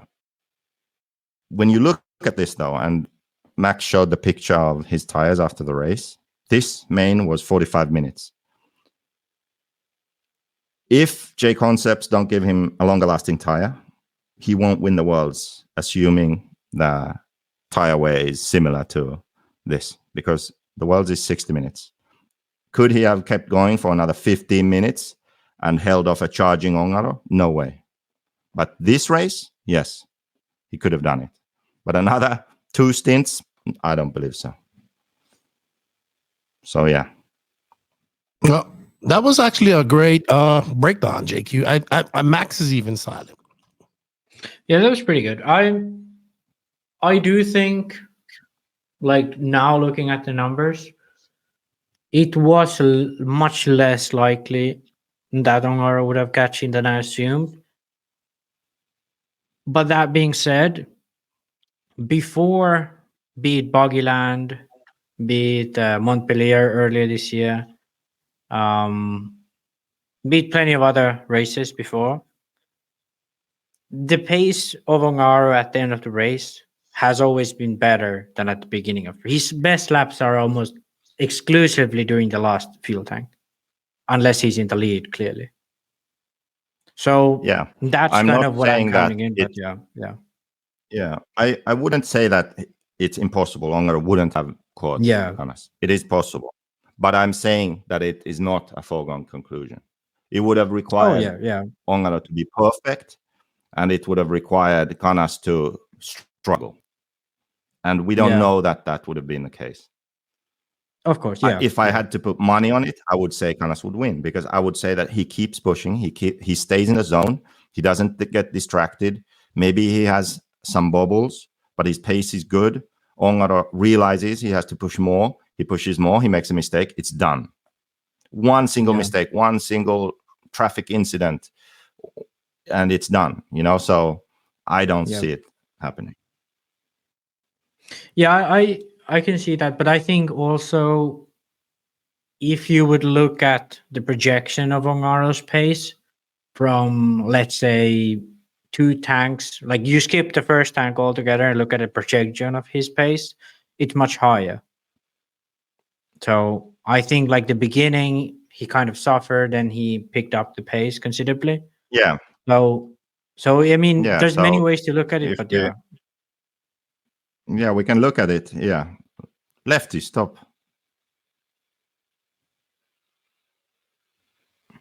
Is Lefty frozen or mad?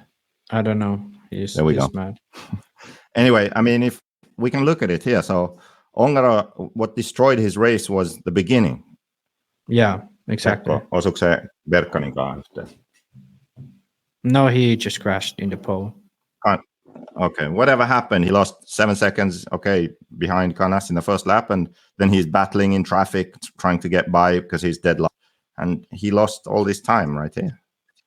Yeah, but if you look at his first full pit stop, the best lap he does is 1:34, which is his best lap of the race actually, and then one low 35.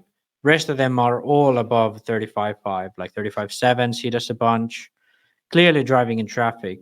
After the pit stop, he doesn't even tip over 36 once. So he basically gains a whole second in speed. So and then but even at this point in the race, after 5 laps, he's 16 seconds down, and then after 50 laps, he's 14 seconds down. That's reality. That is reality. And right before he flamed out these laps here, compared to Canas, if we skip his pit stop and compare otherwise the same laps, the gain here was 2.3 seconds. So yes, this was Ongaro at his best. He is coming, right? But he is, after catching 2.3 seconds, he's 14 seconds behind. And that's what he would have to catch here in 2 stints. So it's very hard. Even that same pace, like, I think, let's say Canas loses half a second a lap of pace. It's still not going to be enough, Yeah. Not enough. It's going to be close. Like, he's going to be coming, but he's still, like, at this point here in the last stint, he's still going to be like 6 seconds behind. It's going to be close. It's going to be exciting, but it's not like a foregone conclusion. That's my point. I agree. Yeah. Okay. Good stuff, JQ. By the way, if you are... So, we're not done with the spreadsheet yet, Lefty. I know this is too nerdy for you, but these are facts, and this has to do with my YouTube live. This is what I'm going to be ranting about. I did actually rant about yesterday. Go ahead. So, good stuff. Okay. One thing that people don't like about me or say always, I have these opinions and I share my opinion and I think I'm right and all that kind of shit. Okay. The thing that I have noticed is that my brain does this fucking thing. Do you see this fucking spreadsheet here? This is what I do to make up my mind, to have an opinion. Okay. I don't just feel an emotion and then based on that emotion, have an opinion. That's what most people seem to fucking do. I'm a fan of Ronnefalk. He's the best. I'm Portuguese. Coelho's the best. He should win, right? No, I fucking look at the information, think about the information, and then I have an opinion. Okay. In this case, we can say Coelho, he could have won. Okay. But he made mistakes. Why did he make mistakes? I think it's a pretty simple explanation. Does he lack talent? No. Does he lack skill? No. Is he just not a good enough driver? No. It's none of those things. You know what it is? He doesn't focus on 8-scale off-road nitro racing. He races 17 different classes, mostly on-road, touring car. Yes, that is the problem. He is not prepared by turning enough laps to beat these guys who only race nitro off-road. He is not going to the race prepared to win. He is an exceptional driver. That's why he was in the fight to win. But he lost 27 cents, double of the winner, because he is underprepared. Because he races too much and too many classes. And you cannot expect to go to the European Championships or World Championships and win consistently if you do that. Okay? This is my opinion. This is not fact, but I base my opinion on facts. Objective facts that we can observe over a period of time. And then you form an opinion. You form an informed opinion. My informed opinion is that Coelho is a fucking amazing driver who has no business being here, almost winning the Euros, because he's time put into 8-scale nitro off-road is so limited. Okay? Lefty, do not remove this spreadsheet because I'm not done. Ronnefalk. Some people have said that it's like my ex-girlfriend, this Ronnefalk thing. I have maintained my same opinion throughout because, in my opinion, it is right. Why would I have an opinion that I think is wrong? Yeah? And I just explained to you. I don't have this opinion because Ronnefalk left my arc or he hurt my feelings or anything like this. I base it on lived experience and information, data. Ronnefalk is an exceptional driver. He is one of the best in the world. But when you look at this, he finishes third, right? Usually he's like right there with the fight. He wasn't this time. We can speculate about why that is. But he made mistakes, just like Coelho. 27 seconds, double amount of the winner. 21 more than Berkan Kilic. Right? Why is that? Why does he do that? His focus is 8-scale off-road. You know why?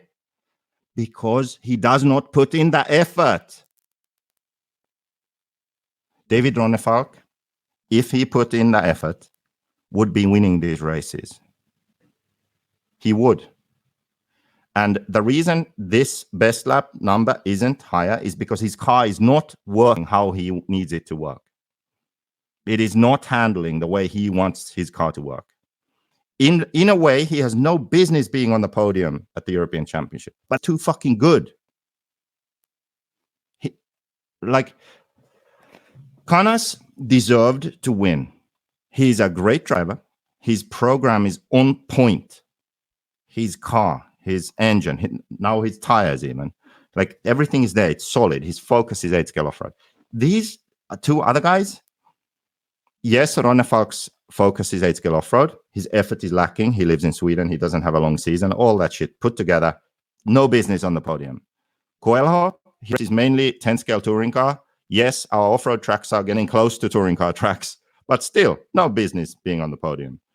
The podium should have been like Canas, Ongaro, Kilic, these guys, you know? So, in a sense, what I'm saying is like XRAY were winners at the race. They maximized what they could do. But if they want to win consistently, they have to rethink their approach. They have to rethink their sort of focus and their driver's focus. This is not fact. This is opinion, but it is based on fact. Okay. And this is something I want to talk about in our next segment. Now I need a fucking break from talking so much. All right. So this, for those who aren't watching, is Ongaro's current pace. Because I'm going to rant about that too. And Lefty's that muted. Was actually a very good breakdown. Very good breakdown. Yeah. It does show everything when you look at the numbers. So good stuff. I appreciate that. We didn't have video, but you broke it down in numbers. So I enjoy that. Even though I hate spreadsheets, which actually segues great into our next section, if we want to go into that, which is the Sidewinder Fuels winners and losers of the Euros. This section is brought to you by Sidewinder Fuel. Morgan Fuel has been collaborating with many of the world's top drivers for over 40 years. This has enabled us to test our fuels in many of the most challenging situations and take the development of competition fuels to the next level. The result is Sidewinder, the market's most powerful racing fuel. This fuel has been track tested and proven by national and world champions, including Ryan Cavallari, Ryan Mayfield, Greg Degani, Mark Mavitas, and our current top driver is Phai Long Nguyen. These drivers appreciate that Sidewinder is blended perfectly for the high-performance needs of competitive racing. Don't let victory slide through your fingers. Purchase Sidewinder today. You can find Sidewinder at some of your local hobby shops. If you guys want to get some, let me know. I'll put you in contact with Greg, and he'll let you know how to get it. All right, JQ, can I safely remove the spreadsheet now without being reprimanded? You can never remove the spreadsheet. Yeah, you can remove it. We don't need it to discuss the winners and losers. You have to remove it, actually. So thank you. Please remove it. Okay. All right. So, Max, you have let's start with our brand's winners right now. Jake, you just said it, but you said it again. X-Ray, most cars in the main. Yeah, X-Ray, easy winner. I don't think it needs to really be explained. Most cars in the main, to win a podium. Yeah, from the car brands, easily the most successful from that aspect.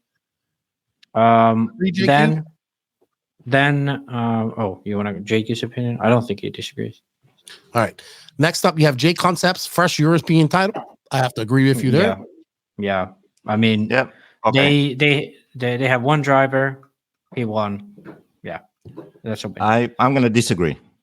Okay. I'm sure you are. Because you can say JConcepts is a winner. Yes, they won. But is anyone going to buy JConcepts tires because they won? I think no. Because Canas won and his tires were done. Okay. And that feeling is there because it's perception, not reality. Reality is Ongaro probably wouldn't have caught. The perception is Ongaro would have won, but he flamed out. Okay. So yes, Canas won. Yes, JConcepts won their first Euros, but the tires were done and people feel that Ongaro would have won. Okay. So I think the winners of this Euros, if we are talking about tires, is Seismic because Kilic brothers were fast the entire race. Drivers who are not sponsored by Seismic wanted to run Seismic tires. They went to extreme lengths to obtain Seismic tires, and they had great pace in the main, finishing second and third, and also having a driver who had a DNF from third. Okay, I would like to. I would say Seismic. Well, that's actually I who we had have both. next. Yeah, I had both on the list. I would like to digress back to JConcepts real quick. I agree with you, JQ, what you say, but this is a start for them because they haven't really done nothing in Europe for a long time. Seismic, Max has it as Bear drove all the way to France, get tires, or Ronnefalk and Coelho, so they have to be good. And he has engines, FX tie with reds for most engines in the final. Yeah, say what you will about X-Ray forcing their drivers to drive FX, but I mean results-wise, they're doing good. They had the most engines in the main, tied with reds, obviously, but yeah. Okay. Next up, but sorry, I'm sorry, Jake. You go ahead. Ronnefalk flamed out multiple times. Okay, you can say it's glow plug, whatever, and it didn't really affect things because it was in warm-ups. Coelho also flamed out. It was in warm-ups. That's an issue. But there is a second thing. In nitro racing, your engine has to be consistent and the power band has to be comfortable and easy to drive. Okay? Both top X-Ray drivers who we already covered one reason for why they made mistakes. FX can potentially be another. What if the performance of the engine is such that it makes the car hard to drive? What if there is too much power? What if the power is delivered at the wrong time for the driver? These are legitimate concerns. These are also concerns that I will not substantiate by giving up sources. But I would say that there is something to that. Okay. Okay. You have a point. I'm not putting this out. I don't have data on this. Okay. I'm not going to argue with you. I can't argue with you. Yeah, but I think it can be something to consider. Having said that, if you watch the Kilic drive, I think that not many people would be able to drive the engines they have because they are so lean and so fast, and somehow they make it work. So it's not. I'm not making excuses for them. I think that the first thing I said, if their focus was there and the effort, then however the engine is right now, they would be just fine. But because they don't have that, if you add to that not the smoothest and easiest engine in the world, then it just compounds the problem. So I wouldn't say FX was a winner. If there was a winner, it was Reds. Okay. Well, they won the whole thing. So there you go. Reds. Losers. Max, you have Infinity, big release of the offer car publicly for public sale. Losing out to Mayako and WIRC, and Ogo, really quiet all week, and Bertone seemed to struggle, and you have Medium hot race at the end. They had most cars in the main, but never looked to be the best tire as it was a year ago. Yeah. Yeah, all of those are kind of self-explanatory. Yeah, no infinities in the main by having Ricardo Berton. That could also be caused by because he was running Ogo. I guess they seem to really struggle. And yeah, with hot race, it's kind of hard because they are not a loser because they had the most tires in the main. They did not have a single like top driver, and still they were competitive. But last year they won in dominant fashion, and this year, and they were second too last year. So this year that's not the case. So yeah, okay. I would say that's a medium. JQ, what? Any thoughts on those? I muted you because Pekka's ranking loudly. I would agree with those, but I would add to them also. I would add Savoia and, well, you can say Kyosho as winners. Kyosho had some new parts. I wonder if the invisible speed has influenced them in any way. I'm not sure, but it was exactly what I said that car needs a very long time ago. Anyway, they have KPI hubs, and Savoia did well, Lutz did well in America with the same parts. Savoia winner, Kyosho winner. Also, you could say that Techno was a winner. They haven't had much going on in Europe, but now both Parientes were really fast. Actually, the younger one was faster for most of the time. Then Daniel came through making the main. Figueiredo also made the main. However, can I say what Pekko said? Saanko sanoa? Figueiredosta? Yeah. Okay, so Pekko said at the race, he watched Savoia's car, and all he could think was, if Figueiredo was still running a Kyosho, he would be European champion right now. And I don't know, but you would know all about Kyosho. Savoia is ahead of Figueiredo, okay? We know how good Figueiredo is on tracks like this. I think he would have been in the mix. We can say that much. So in a sense, Techno wins, but he lost. You always gotta stick it. Okay, you know what, guys? Oh, Lord. JQ went so much over time that I actually gotta leave because I have some shit planned up. So you two finish up on the drivers. I got a good list of drivers. He has a vegan feminist protest to attend. Yeah. He's gonna chain himself to a tree. Yeah. Yeah. Okay. We'll talk about Wicked Weekend next week or something. See you later, Max. Thank you for your time, buddy. Bye, guys. All right, we're gonna do it old school. JQ and Lefty back at it again. Actually, JQ. So next up is drivers. We have Spain with 5 winners, 5 drivers in the main. We had Canas, Parente, Jose Miguel Sanchez, Oscar Baldo, and Badier. Badier, what did Robert have to say about his Euros? What did Robert say? I can't even remember. Started off as a struggle, then improved throughout. Then his car was the best it had been in the semi-final, and then final there was some engine issue. We never really got to see him in the final, to be honest. Okay. Second, I mean, he was happy to make the main, but yeah, of course, not disappointed in the main itself. Well, I mean, to be honest, he was in the quarterfinals. So to bump up from the quarterfinals in the semis, finish 4th in the semi, and get there, I think he could be I think that's respectful. Not what he wants, but also Robert needs to understand this is part of the transition. Up next, winners, he has Portugal, because Coelho, 2 drivers in main, Coelho and Figueiredo, who we just talked about. Both Killick brothers. He says there's a world where 2 Killick brothers were on the podium. That could have been this Euros. It could have easily been a Barkan or Borak winner and a 2nd place or 3rd place. Yeah, it could have, but I would say I would still put Barkan as a sort of winner because of his strong main. Like, I think that's his first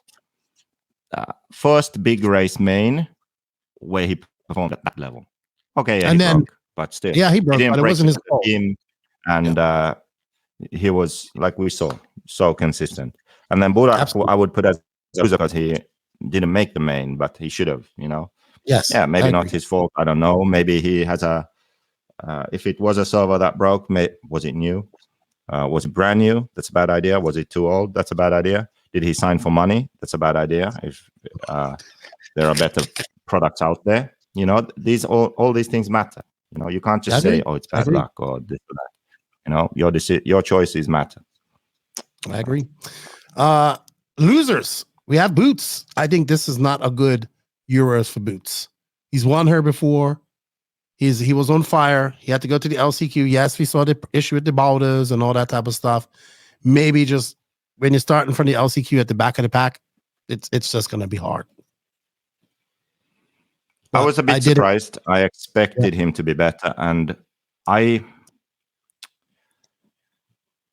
we saw drivers move away from hot race tires. Okay, and I suspected that could that be it, because even the warm-up Boots was so fast, right? I mean, at one point it looked like he was going to win the warm-up. He was that fast. But now he just wasn't. And that's why I was thinking, like, when I was looking, like, well, he's actually the best performing hot race. Like, he's right there. And then he kind of dropped off a bit. But I don't know. Could the tires have played a role in that? Maybe. Another thing was, though, that he did look terrible at the Euros warm-up in the main in the beginning, then somehow suddenly was dialed. So maybe his setup wasn't on point, but then he got a bit lucky in the main somehow, and then now it just showed that it wasn't on point. I don't know. Maybe being in the LCQ is what rattled him too. Maybe he's mentally, having to start at the very back of the pack, but he just wasn't there the entire weekend. I know what you're saying. Exactly. So, also Ongaro, Max has done third time at his track, still no win. And Berton, who actually won this race in 2019, under completely different conditions. It was a mud dry race, not even making the final. And then Schmedium DR, it's a podium, but he was never really there in terms of speed. I think DR is happy with a third. I know he wants to win, but I don't think like you said, I don't think he had a first place drive in him this weekend. No, and who did you say? Oh yeah, Ongaro. He hasn't actually won a Nitro Euros yet, which is ridiculous. It's crazy, isn't it? This track, just overall, yeah. And Berton not making the final. Gotta be disappointing. I would say probably, if I have to guess, has a lot to do with his tires, because he has been fast on these kind of tracks with that car. Okay. All right. Oh, I want to, before we sign off on the Euros and we get into the Fenster Tater Tot incident in our JQ Racing Round, how did you enjoy your Euros, JQ? It was actually good. I think it was a bit frustrating because I had to wrench on so much, changing so much between all the runs and all of that. That was a bit frustrating. And then actually sort of not making enough headway. The good thing was our hotel was a hotel which was booked at 1:30 a.m. the morning of arrival, was just a few minutes from the track, really good with a pool. So me and Pekko went every day except one, I think, during the longest break to have a quick swim and then go back. That really made it a lot more enjoyable. So I would say overall quite good, but the event is too long, definitely. I would say so too. It does not need to be 5 days long. Well, it started Monday, 3 right? would be good. Yeah, you don't need. I think it could be done. I think this event can start on Wednesday and be done Saturday. Could easily be Friday to Sunday or Thursday to Saturday. Or they have to have the rain day in, right? They have a rain day for the meetings. Yeah, so Thursday to Saturday could be. I think the Worlds is too long. 2 practice days, 2 practice sessions for one day. Let's not even get into that. Yeah, I think it needs to be less days, so it's more affordable for people, So and companies. But otherwise than that, you seem to enjoy yourself there at the Worlds. The Euros. And I kind of agree. It kind of worked out where Canas kind of ran away with it in the end, and we didn't get to see the battles that we wanted to see. So we was kind of robbed on it on that end. And I kind of agree with a lot of your points about the track and not making passing opportunities, because we saw this very similar thing at the Wicked Weekend track, which was very technical, had lots of transitions where you had to string things together. It was a hard track by accounts to many, but even more hard to pass on. Which we're going to talk about next. But before we go into that, do you have anything else you would like to say? I would like to say congratulations to Juan Carlos Canas on becoming, probably, in my opinion, the #1 driver in the world right now. He is on top of his game. He can go anywhere. He can win. He's won in the USA. He won his second Nitro European Championships. Got to be the favorite going into the Worlds in next month. I wouldn't go that far. Really? Let's say if he wins the World, okay, then what? Can I put this graphic you just put up? No. So if Canas goes to the Worlds and wins, then I would say that. But now I wouldn't. Really? So he's one of the guys. Okay, but it's hard to argue his actual winning record and what he's done over the last year. I know, but you still have to look that Fend and Mayfield are kind of the guys in America, I would say. Mm-hmm. Would you agree? There are some others that sort of get in the mix, but if you have to name, it's like Fend and Mayfield. They are constantly there, correct? Yes. Them and Ongaro and Canas, those two, they are constantly there. We have this group like Coelho, Ronnefalk, the Killy brothers, Boots. We have these guys, but they are not constantly there. Canas and Ongaro are. That's why I say that they are a step above. But those four guys like Fend, Mayfield, Ongaro, Canas, they are like the guys right now. When we go to the Worlds, Ongaro and Canas, they have the advantage over Fend and Mayfield, I would say. I will tell you this, that Fend at Wicked Weekend did not look like it was easy. I mean, he just ran away with everything. Yeah. The biggest challenge to Fend was Q1. I'm not talking about Wicked Weekend. I just wanted to say that. So before we move to that, let's cover the last thing I wanted to say, which was the Ongaro situation. So we've shit a lot on Ongaro, right? Or you have. NNRC podcast. You shit so much on Ongaro. They're all mad. Let's analyze him a bit. Let's look at this. Okay. Bring this up. No. So okay.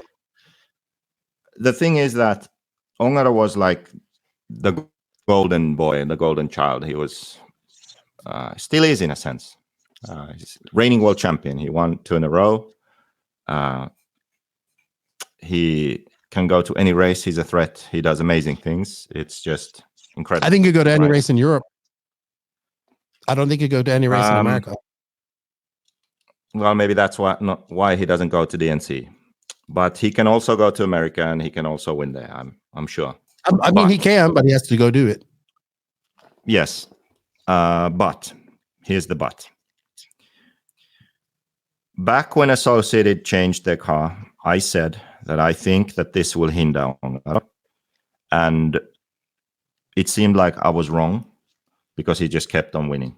Now they changed the car by, I think they reduced KPI. They kept the same length up around but moved it out, so it's out on the tower and less KPI.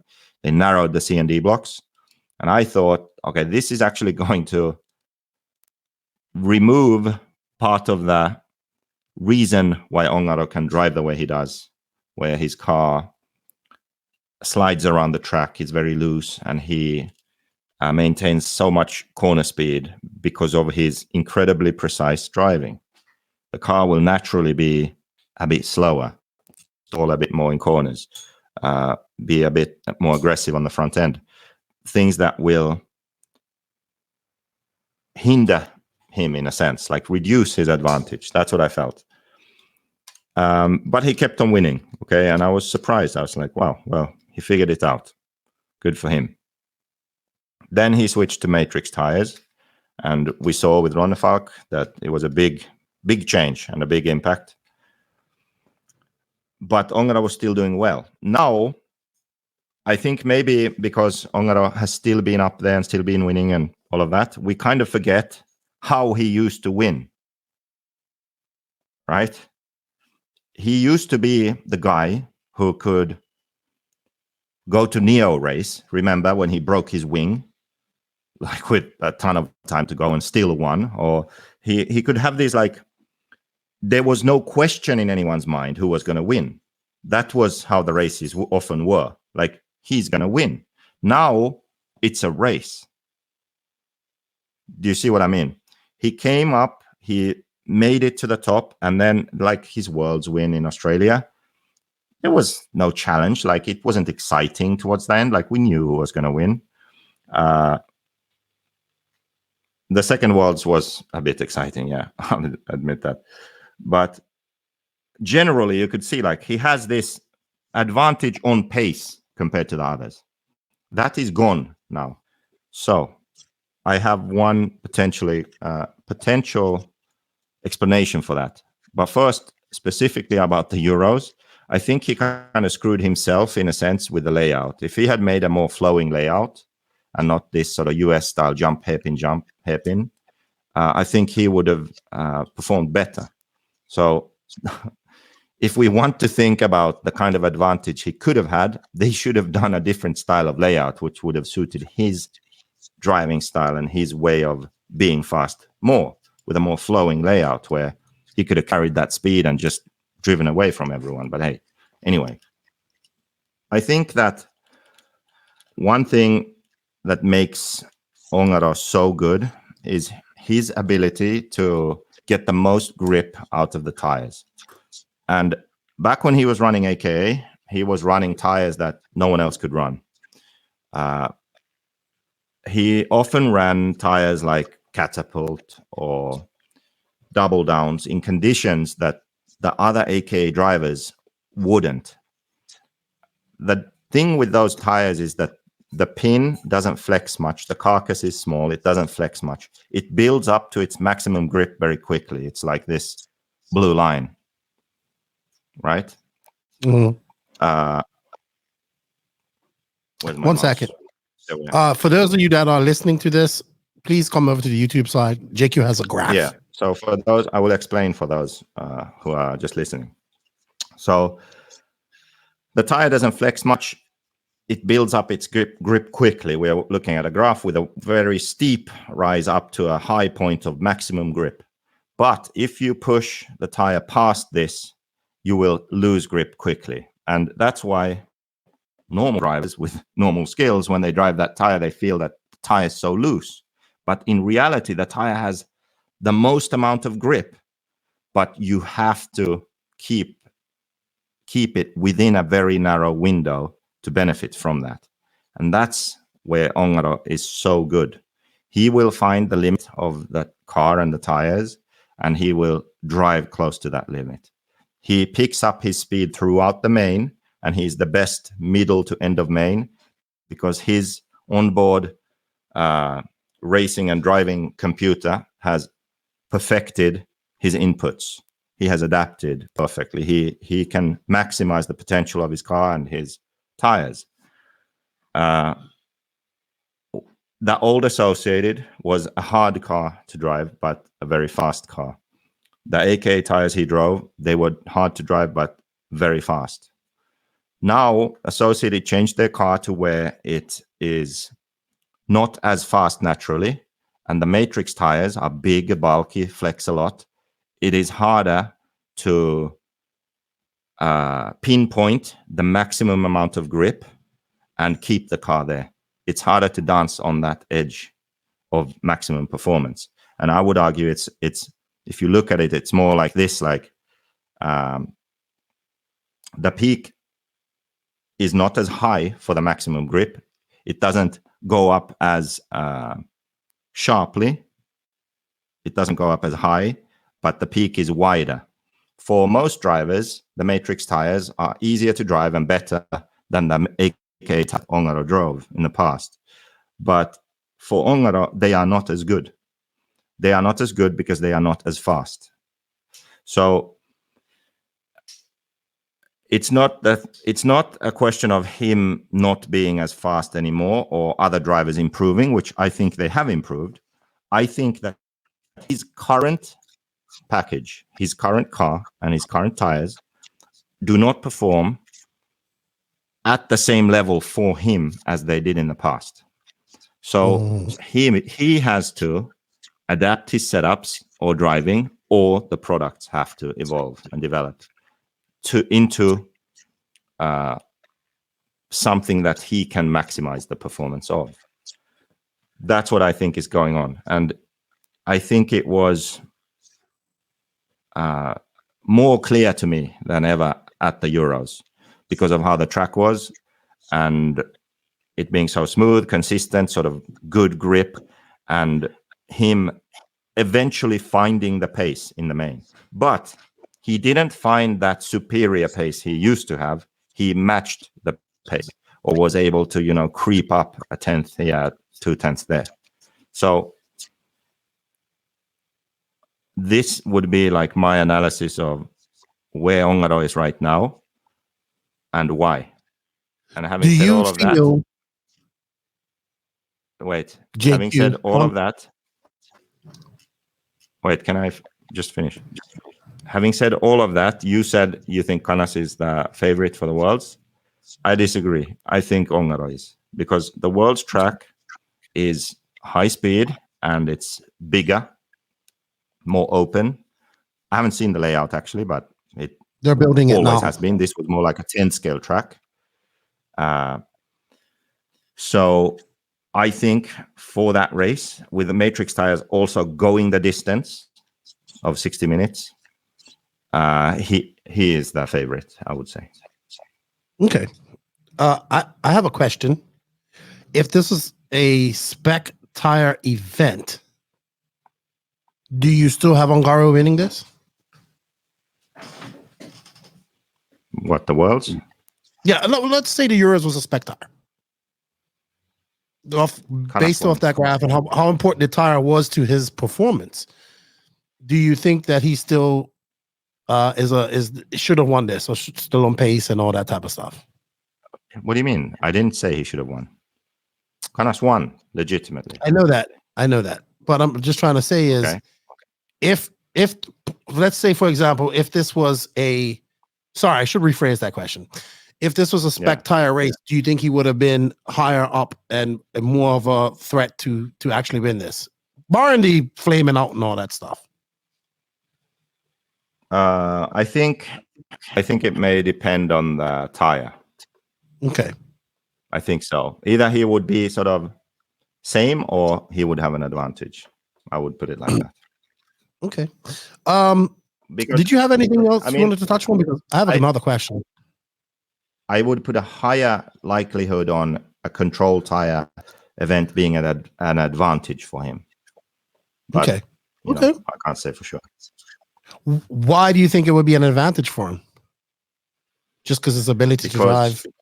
Yeah, because of his ability. I mean, who doesn't race really much 10 scale and goes to America with a car that is built at the event, I think, something ridiculous like that, and then wins it?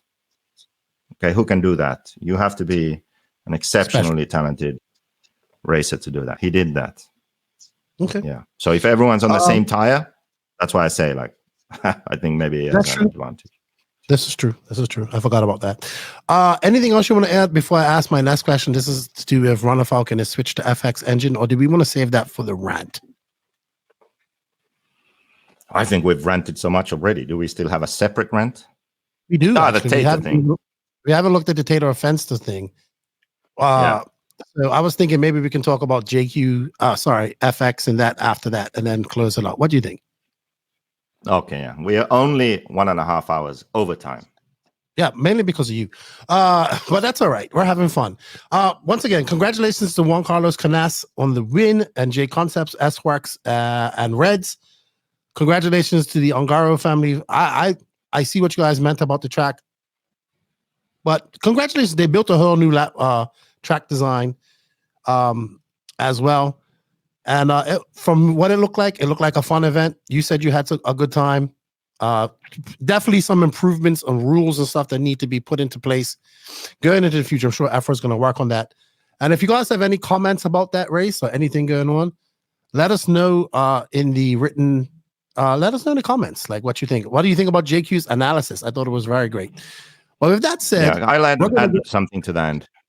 Okay, go ahead. I'll add something. Sure. I actually Go have ahead, no problem going there or back there for big races because the facility is really good. They have mojitos and beers at the track. We now know there's a hotel just down the road with a good pool you can go to during the event. And they put in the effort and they care. That is the biggest difference between American and European races, or American and European and Asian races, right? European and Asian races, when they have big events, they care. They care about the fucking people who spend the money to go to the race. So they make sure that the environment we're in is comfortable and fun and enjoyable, right? That is something that the Ongaro Ring has.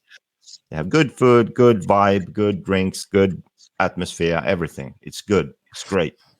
You know why, though, Asian JQ? races do that. American races, not all American races. Maybe the American races you've been to.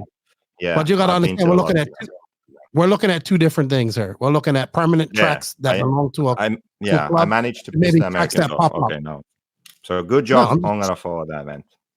Yeah, I think they, from the looks of it, they did a good job. I understand why his dad's pissed off and all that stuff about what was posted. But I think they put because of emotion, not facts, not logic. Right, I agree. But they've put this race on 2 times. The facility looks great, but this is European and 3 times. Sorry, it's two times prior to. Man, your internet's really bad. I don't know if you're downloading something or if Pekka is doing something, but it's really like you're breaking up when you're talking. But I give kudos to that because this is a race. It doesn't get big entries like you see in the States. You have to make it work. A lot of money goes into it, so I understand that. But there's a difference between club run tracks that are permanent and tracks that aren't. All right. Well, you know what, JQ? While you guys were at the Euros, I was at Wicked Weekend, which was a big race. And the biggest thing coming out of this race was the Tater Suntag pass on Tater Fenster. I talked to Tater Fenster. We're going to hear what he has to say in the JQ Racing rant. And then you and I are going to come back and have a look at this pass and give your opinion. I'm going to give my opinion. And we're going to have some fun. We're probably going to get in an argument at some point. And you know what? Because we disagree. Oh, great. I love getting an argument. No, I don't, because then they drag on for like 3 hours. We are now at that point of the show where you should fasten those seatbelts and put your big boy pants on. Whoa. Things are about to get serious. It's time for the JQ Racing Rant.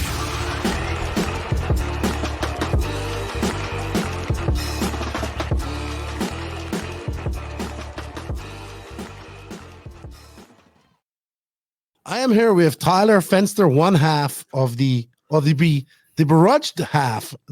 I would guess you would. Are you the innocent half in this? Yes. People have different opinions. I mean, I think so, but well, you're the one who got blasted off the track. Yes, I was. Definitely aggressive pass by Tater. He's an awesome driver.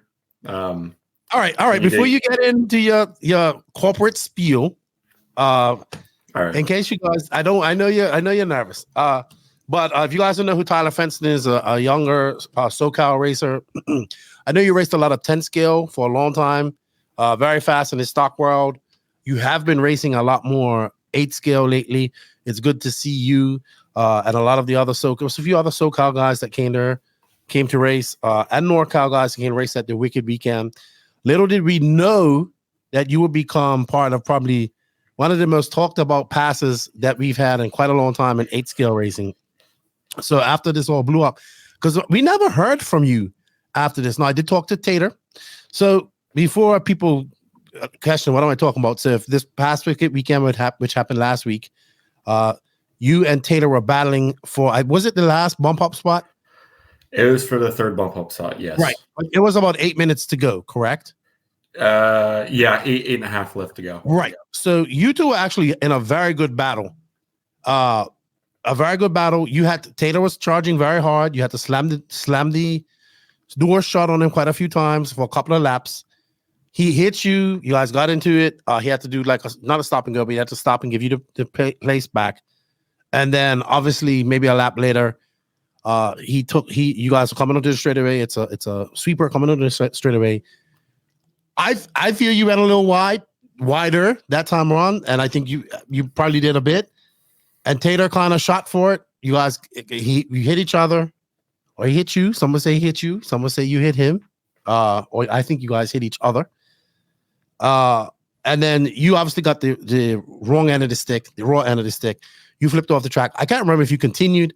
He went on to make it up to and continue to the A final. Your A final dreams were done, I believe. What happened to your car after that? It just flamed out, and I think some got stuck in there. I don't know. After I flamed out, I was a little upset. But after I flamed out, he was just too far to even catch. Okay, so you did come back on the track. I did. Or did you not? Okay, you didn't. So you just retired from the race. All right. So this has been a very popular post. Wicked Weekend was a week ago, right?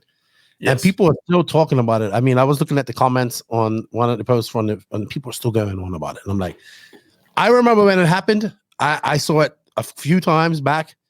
I'm still like, hey, this is racing. This is Southeast racing. You come, you got to have your elbows out. I think a little bit of rubbing is racing. I understand 100% why you're angry. Don't get me wrong, because I would be angry if I was you, but I also would have been the guy trying to dive in there as well. So I get it. Oh man, I remember when it happened. It was such a debate on the chat. It was crazy. Like I forgot all about so I'm trying to call the race and then debate people in the chat. Like, no, I think that's fair. We played it back a few times because I think the race kind of petered out, or we got some space in between. And I still was under the conclusion that it was 50-50. I'm using Juan Carlos Canas 50-50.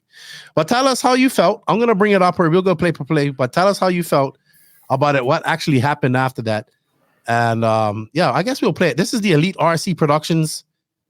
They actually got a good one. Danny did a video of it. If you want to see it a little bit better, I'm going to remove us from here, so it's just a little better. And I guess let's go through this first. We're going to go through this, and you tell us what you're thinking. So you, at this time, you and Sontag have been in a battle, and this is where you got in this exact corner where you're coming, where this video started. You guys had a coming together, and you had to wait for you a lap before.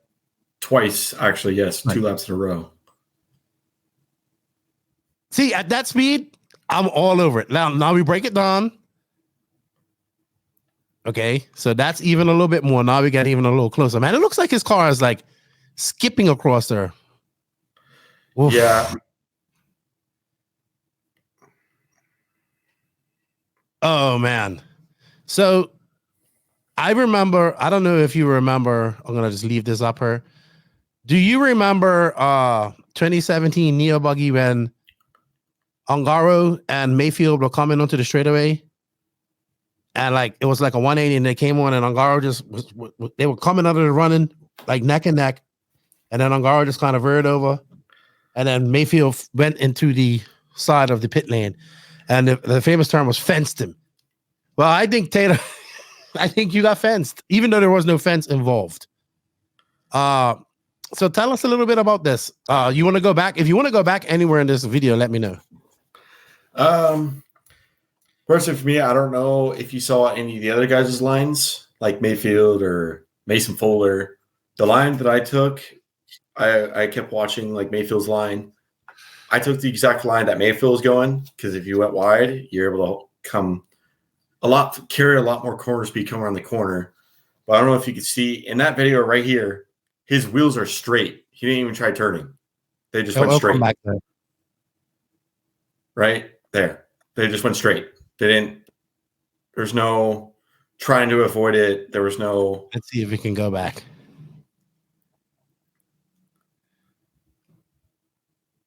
Sorry. I just reset it. Don't worry. We'll come back to there. All right. Okay. So now that you bring up a good point, let's have a look at it. It will go back to a little bigger. So there you are. He's coming in hot. You're turning her. So I do see that now. Yeah. So right now his front wheel is in between your your passenger side, front wheel, and rear wheel, and then his rear wheel's behind you. I don't know how this hasn't turned bad right here. Yeah, because this is a whole bunch of rotated mass. Yeah. All right, so we'll leave it on there. So you're kind of turning. I see you turning your wheels. If you guys are listening to this, come watch it. I see you turning your wheels right here. His wheels are straight. Okay, maybe my mind's being changed a little bit. All right, so what happens after this? So I see your point here. Let's keep this going. What happens? Do you go up to Lance? You go to the RD, or what happened? Do you accepted the decision though? I don't think really Lance. I kind of don't remember what happened, like what Lance was saying during this moment. But I was very upset. I bet you was. Some words. I said some words on the driver's stand that I shouldn't have, which I apologize to anyone that had to hear it. To Tater? Yes. Because I think I heard you say Tater or something like that. So I can't remember. Somebody said yes. I think I heard it over Patrick's audio or Danny's audio. Yeah. I walked off the driver's stand, kind of just had to keep myself away, kind of cool off a little bit, because it's not the first time that me and him have gotten together. Oh, really? In the past. Yeah, nothing like that. Nothing crazy like that, but little instances here and there. Don't get me wrong. He's a great driver. He's obviously 2-wheel world champion. He's put in the hard work, but sometimes just, I don't know. No, I have a question. If you was him, would you have done that? Would you have dove in? Yes, personally, no. Knowing that there's 8 minutes left and we are catching the next bump up spot, I would have. I will say that you guys were not going slow. You were both pushing each other. Yes, he was definitely faster than me. I understand that, but we were catching second place. 8.5 minutes to go. I feel like the pass was forced a little bit. Obviously, if it was last turn, last lap, totally understandable. It's totally different. All the marbles is what it is, because I would have done the same thing if it was the last lap. But 8.5 minutes left to go. That's why I was a little upset. I get you. All right. I told you we're not going to be long in this. We're going to wrap this up. Yeah. You have anything to say to Tater? I wish you would have come on her. Yeah, I wish he came on here. Get his thoughts on what he was doing. I think it was a little bit of a Vince Freezy kind of deal out Vince there. Freezy. Yeah, but it is what it is. We're both racing hard. We're both going for the same thing, the A mains. Do the best we can. Just a little different when he gets his races paid for, and I'm spending all the money to get there. Privateer versus pro. Privateer versus pro. CLR versus AE. I love it. We have all the brewings of a perfect rivalry brewing here, and let's stoke that fire. So I think Tater has to be careful next time you two are together and there's something on the line, because payback's a bitch.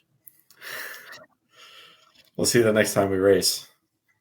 Are you coming to any more of the Southeast races? The rest of the show? I will be at AMS. Yes, I will be at AMS. Good. I will be stoking the fires. Them AMS, we can throw gasoline on it. Yes, I don't know if it'll be at BTRC for Masters of Dirt. Ooh, right. Because you're running mod now. That's right. Yes. All right, good stuff. Well, hey man, I thought you did good. Thanks for coming out and racing with us in the Southeast. We hope to see you guys come out a little bit more. And yeah, man, unfortunately, you got the shit end of the stick this time with that one. It's all right. I appreciate it. I'm just glad to make the e-buggy A main. It's my first time ever making an A main. Super stoked on that. Stack field. Very stack field. Yes. Stack field. Very stack field.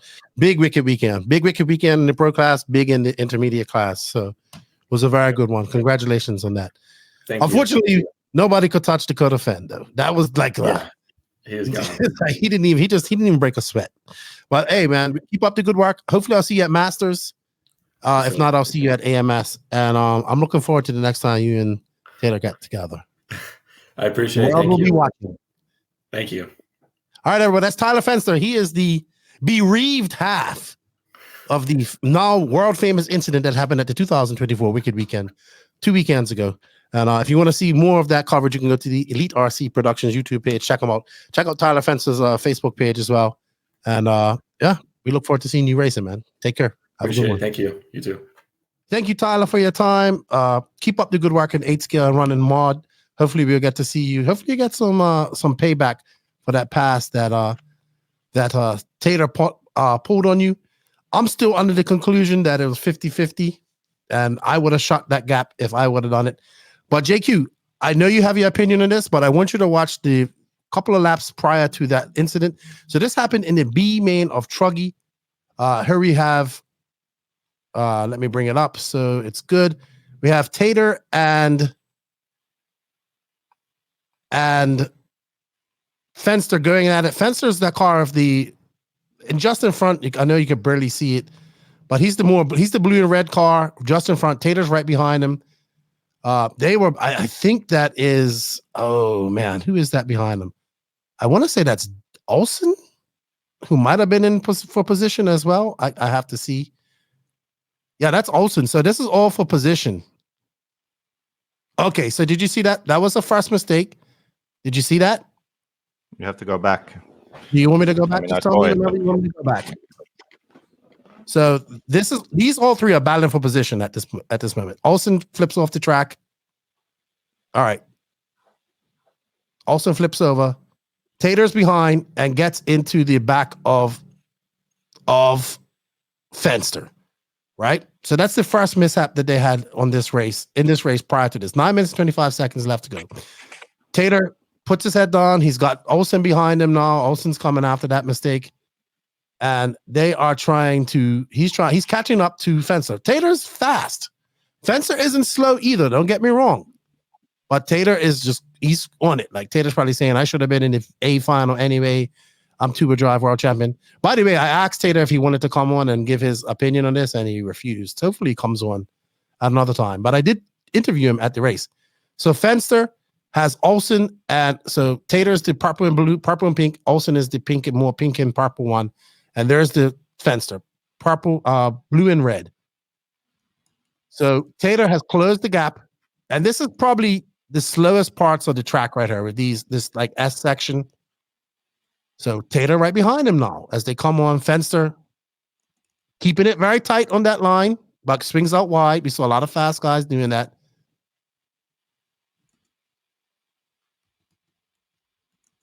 This battle's, they've been battling from pretty much the start of the race. You can see at this point that Tater is just faster. He's got more pace. He's checking up. Fenster's doing his job, shutting the door, driving very defensively. And Tater's trying to get by, isn't able to get by. All right, so there we have it. Now, I actually have a better video of that plays that multiple times. Now, also prior to this, Tater and Sontag and Fenster got into a little incident in that S section where Tater was asked to stop and wait, which he did, not a problem. So just to let you know that these guys are battling it out hard. This is for the final bump spot with 8 minutes to go. Now, I do agree with Tyler. He says that I could understand if this was like the last lap and we was battling for about those 8 minutes to go. But I also understand Tater's frustration of trying to get around this guy because Tater has a slightly bit more. These guys are catching up to second, but Tater has a little bit more pace than Fenster. Do you want me to bring up the better video? Is that? I have that too. Okay, sure. Okay. It's really easy, actually. It's not even go ahead. complex. Go ahead while you talk about it, while I bring it up. Okay. So most of what you said is completely irrelevant. Being faster. What was the other thing you said? He was faster. It's for the bump spot. He needs to get by, whatever you said. It's irrelevant. Doesn't matter if you're faster. That doesn't give you permission to just drive through someone. Okay. And also, that was intentional. That is my opinion. I do not know that, but I know this person. I know who Tater is, and I know his skill level, and I know that was intentional. And why do I say it's easy?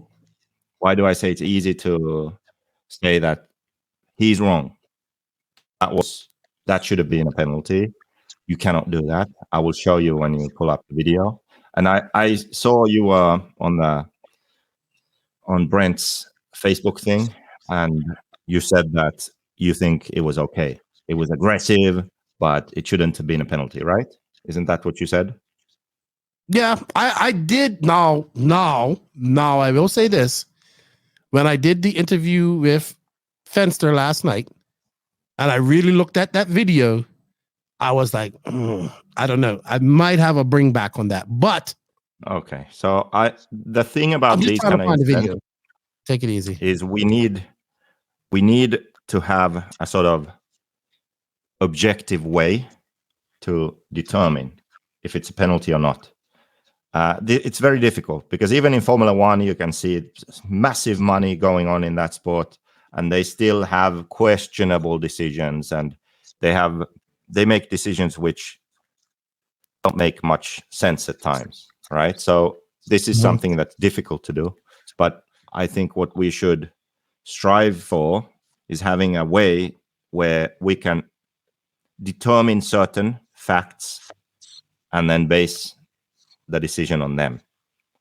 So try to remove, this is a trend on this podcast right now, try to remove the emotion and try to look at reality and the facts and make a logical decision based on that. And in this instance, that is possible. All right, I'm just trying to bring it up real quick. I had it last night. I don't know where it is now. I do apologize. Let's see. Oh man, what's going on here? All right. Why is it not playing? That's strange. Well, let's bring up the let's bring it up so we'll break it down ourselves. All right. I'll break it down for you. I'll put this into the slower speed. My question to you, JQ, is when does a racer not shoot for the gap? So let's put it in slow speed for you. Playback speed 0.25. So this is the last lap that they're coming up for. Now, Fenster says I was doing my normal line. Yeah, and that's where I changed my mind. Because I remember going back into, let's stop it right here. So here's Fenster. And he made a good point. He said, if you look here, Tater's wheels are straight.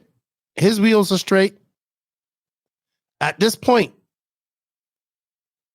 there is no gap. Maybe back here there was a gap. Because Fenster looked like he's going really wide. If you could just, all right. So Fenster looked like he's going really wide, but he cuts back into his normal line right here. And then boom. Was it right before contact? And I can explain. There we go. No, right before. Oh, further. Okay, that's okay. Okay. So this is easy to determine, in my opinion, because first you look. If the car behind hits the car in front from behind, from the rear, from their front tires are behind the rear tires of the car ahead, or hits the rear tire of the car ahead, it's easy. It's your fault. Come on. The only exceptions to that is if the car in front is crashing or something, like they clip the pipe and they're doing a donut, something like that. Like the car in front has already made a mistake. That's why the car behind hits the car. Okay. But if the car in front is just driving and the car behind hits like that, it's easy. It's a penalty. So you look here. But Tater is not behind the car.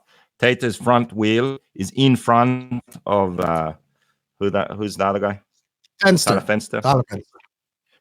Tater's front tires are ahead of Fenster's rear tires. Okay. So now you have an argument, correct? Now this could be a legal move. This could be an aggressive pass. This was a rule that we made for RCGP, for example. But you need an addition to that rule. You can't just say that if the car behind, if their front tires are ahead of the car in front, then it's a legal move. No, you can't say that. You have to look at one more thing. Is the pass possible without contact, without this happening, without a takeout? Looking at this image, it is not possible. We know the direction that these cars are heading. There is no gap. If Tater was closer and he was now between Fenster and the pipe, and Fenster turned into Tater and crashed, it would be okay. There was a gap. He went there. He had time to get there. And Fenster still kept his line. He didn't surrender the position. But in this situation, Tater is not there. The only way he can make this corner and get ahead of Fenster is if he blows him off the track, and that's exactly what happened. That's why this is easy. It is not possible to complete this pass without a takeout. All right, well, let's go back. Okay, you know what? Now that I've looked at this a little slower, I do agree with you to an extent, but I'm going to look at it from where Tater's looking at it right now. Here they are, both coming off this jump. Look how close he is, right?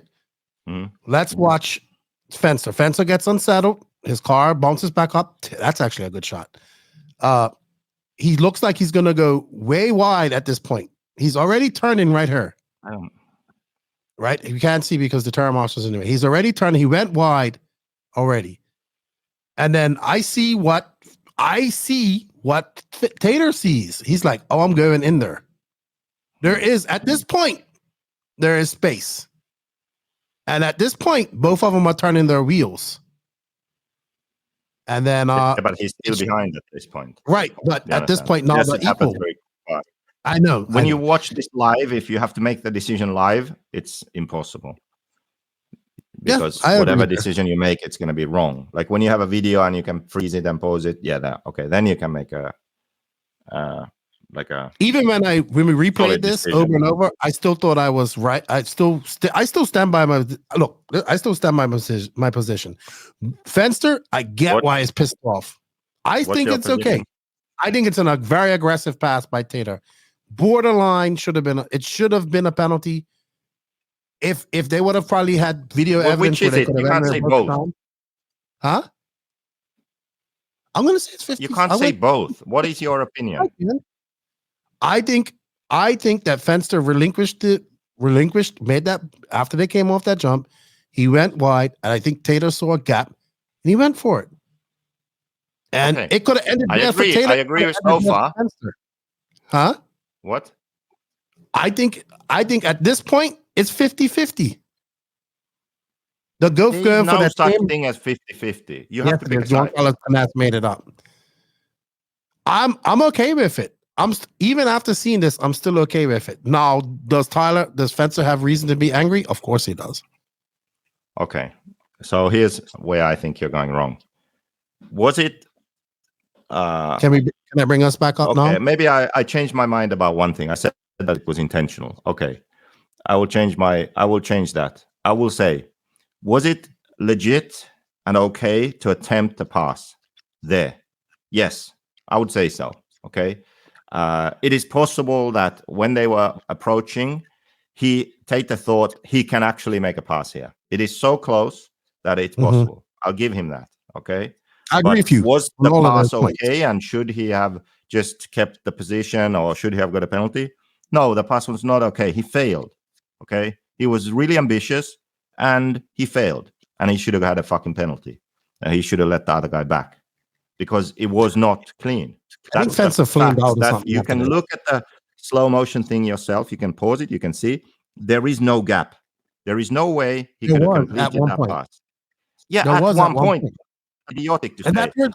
If I'm at the beginning of the straight and someone's at the end and they are wide, I can see there's a gap there. It doesn't matter. When you are there in the fucking gap, that's when it matters.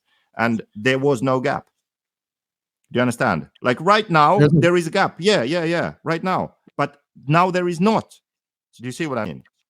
Yeah, but look who's closing the gap. It's Fenster. At this point, they're wheel to wheel. Yeah. Okay. At this point, at this very point, if Tater was 2 feet closer to the pipe, we can say like there is a gap he can go for, correct? Yes. There is a gap. There physically is a gap there.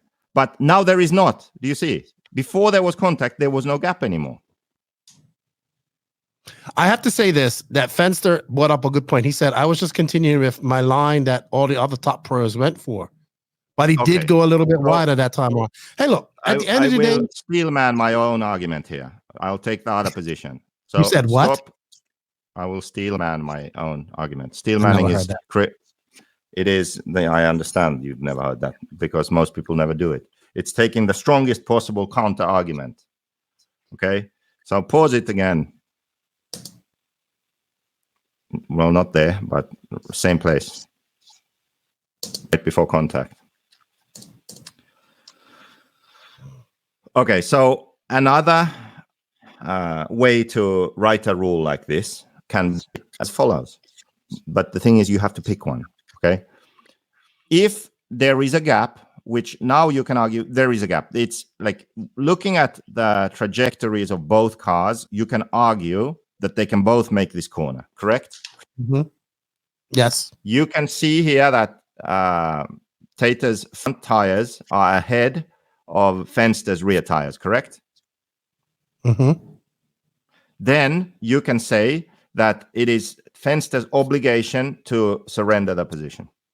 And if he keeps turning in, he is closing the door on Tater and he is in the wrong. You understand? That's how I looked at it the first time I saw it. You did not. That's how I looked at it. You are not even fucking smart enough to come up with that explanation. Hold on. Tater, he probably saw that there was a gap and he could get by.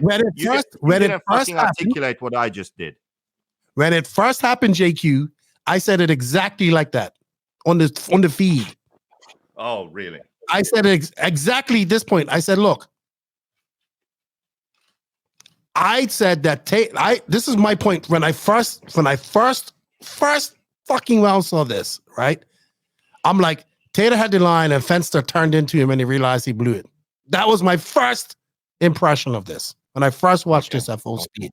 Okay. Just to let you know. I think that the way to deal with these kind of situations is to come up with a rule like that. But you have to pick one of them. Right? So if you determine like right now, both cars can make this corner. Okay? Mm-hmm. That you can determine. Then if the rule is, if the car on the inside, if their front tire is ahead of the rear tire of the car on the outside, then they have the line. Okay? If that's what you determine, then Fenster is in the wrong and there should be no penalty. It's okay. You understand? Okay. If you go the other way, if the rule is that at the moment of impact, or like right before the moment of impact, can the cars get through the corner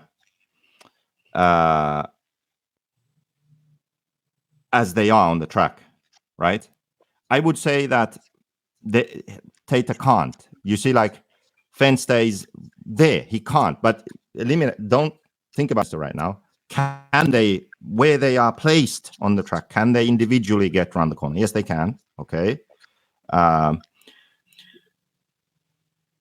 Then because what is his name? Tater's tire is ahead of Fenster's tire, he has the right of way because of that. But if you, that was the first example. In the second example, can they, right before impact, both go around the corner without contact? No, they cannot.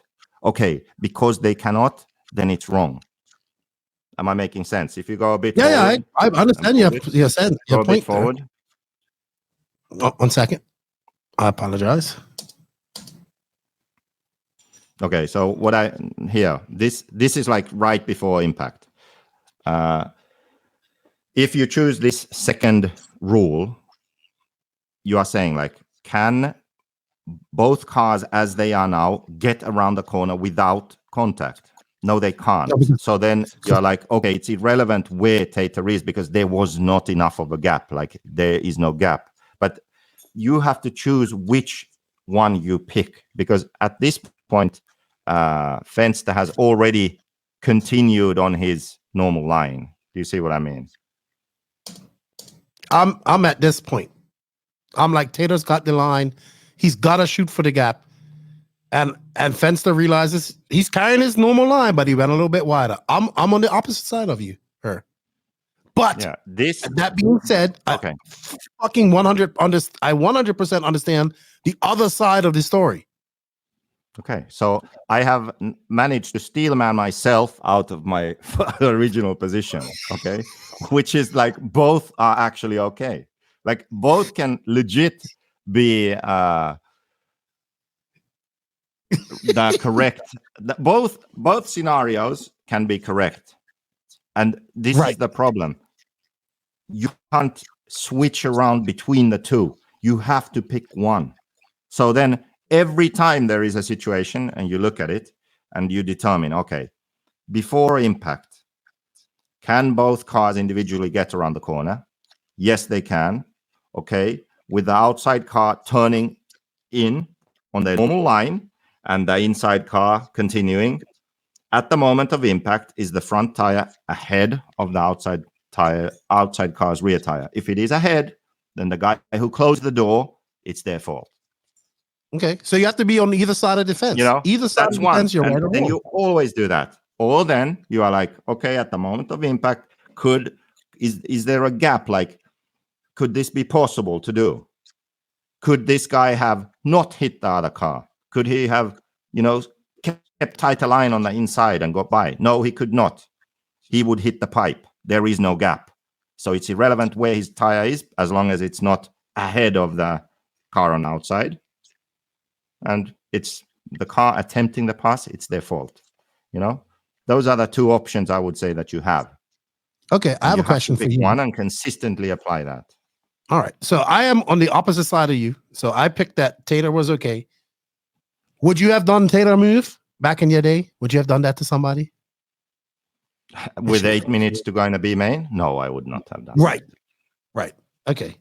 No. Would you? If it was the last lap, of course, yeah, you go for it. You try, But with 8 minutes to go, you don't do that. Kind of like that B. Remember the Euro Bs when that at the end on the 180 when that kid, everybody's like, he hit him, he didn't hit him.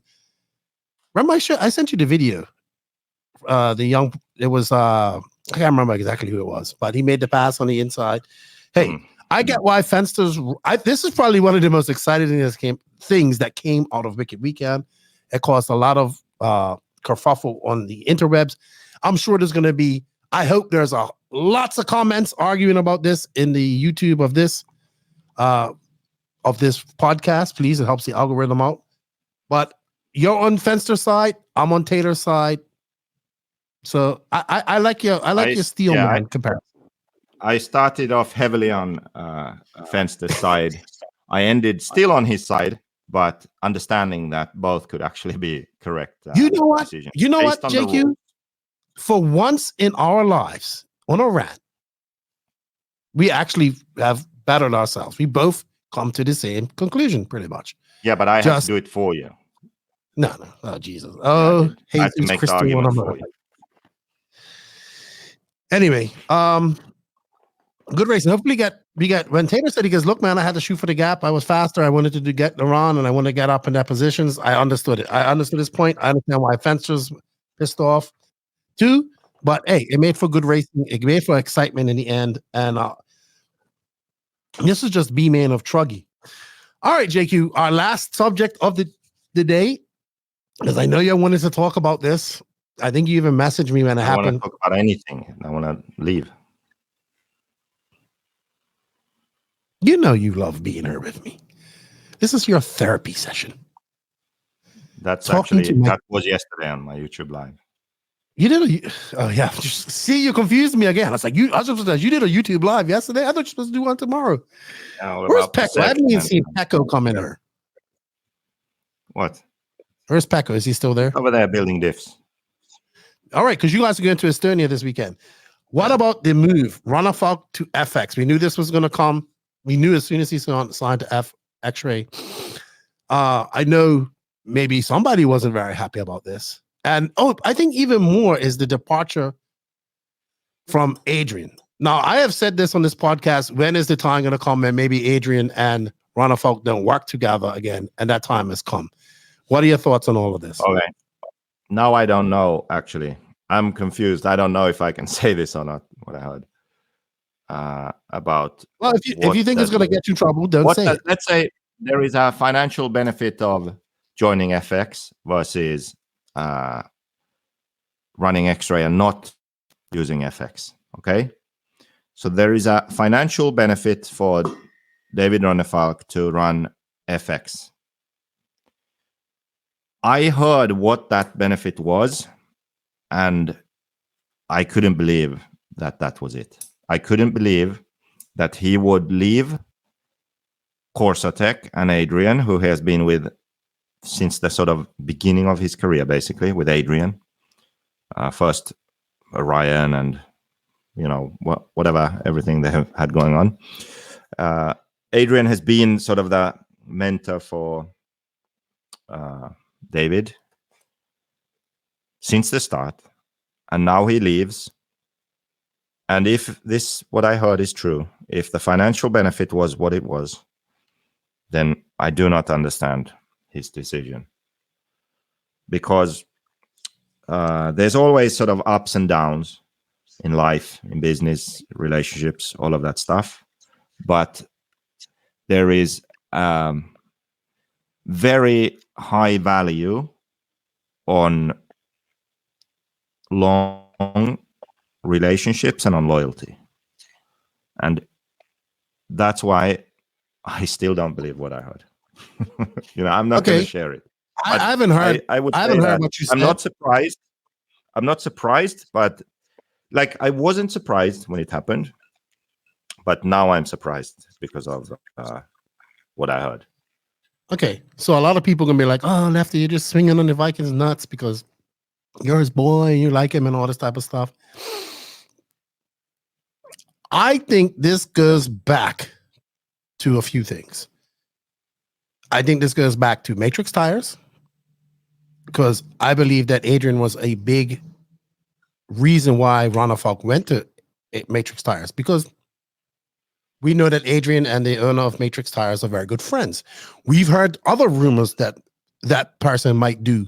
I don't know if we want to talk about that, but we've heard other rumors about them possibly purchasing a chassis company at some point. Me and you and I had this discussion a couple of years ago. I think that Ronnefalk made the decision for longevity and security with XRAY. That's what I think what happened. And what? Huh? I don't think he has that. Well, maybe he does, maybe he doesn't, because he's not obviously. Look, listen. It is no doubt that Coelho is the number one driver at XRAY. No doubt whatsoever. How long that's going to last, I don't know. But what we do see at XRAY is long-term drivers and people there. Martin Byer's been there forever. Hagberg's been there forever. Like Hagberg's time of winning touring car races on a world's level is not there anymore. He can still do good in 12 scale, but Hagberg has other values. He's great at testing. He's great at doing social media. He goes around to these races. He helps people out. All that. He's easy to, just a good representative of the company. Maybe Ronnefalk's looking at that in the long term, and joining FX is part of that. Maybe it's not just about finances. Maybe it's about, hey, I want to have a long-term job for a long time. Maybe his results aren't as important. Maybe his third is just what he needs, and Coelho second, because that's how XRAY wants it. Like number one driver, number two driver, third, second. No, I can guarantee it's not. The value of Ronnefalk is him winning. Yeah, I guarantee that Ronnefalk wants to win too, right? I guarantee that he wants to win. But I guarantee you're talking about loyalty and all that stuff. I get all of that. I get why Adrian would be pissed off at him if he is pissed off at him, and how he would feel. But it comes down to the same thing we used to say about Testament and Gord. Ty and Gord. When is it going to come to the point when that company doesn't want Gord and Ty? And we saw what happened. It eventually led to Ty not being in RC no more. So maybe Ronnefalk's making decisions that benefit Ronnefalk instead of making decisions that benefit Adrian and Ronnefalk. Mayako didn't really benefit Adrian. Right, because there was no position for him. There was no HB position for him like he had at when he was with HB. He was in charge of the engines and all that stuff. We know that Adrian isn't going to do like the team manager stuff and all that there and all that stuff. You know, we talked about this. We know that obviously Adrian has a plethora of knowledge to bring into anybody's race program, all that type of stuff. We can see the wonders he's done for Ronnefalk over time. But there's a time when the bird must leave the nest. And Ronnefalk has fully left the nest and flying on his own out there. Now it's up to see what happens with Adrian, without Adrian on his side. I mean, there were issues. I mean, you guys had issues with all of we kind of worried about this dynamic. I remember this being a discussion when we was coming into the Mayako thing. How much would the loyalty to Adrian affect the loyalty with Mayako? And it did at times. Hootie ain't fucking standing for that shit. That's simple. Like, so with Mayako, and no disrespect, JQ, with Mayako, you're the upstart brand. Ronnefalk's the big dog. He could come in there and say what he wants, and Adrian could do the same thing, and you guys can do it. The wing is a perfect example of this. You know, remember the wing after DNC and how this was the hill you was gonna die on and all this type of stuff. Well, you didn't die on that hill. They got what they wanted, right? That ain't happening at XRAY.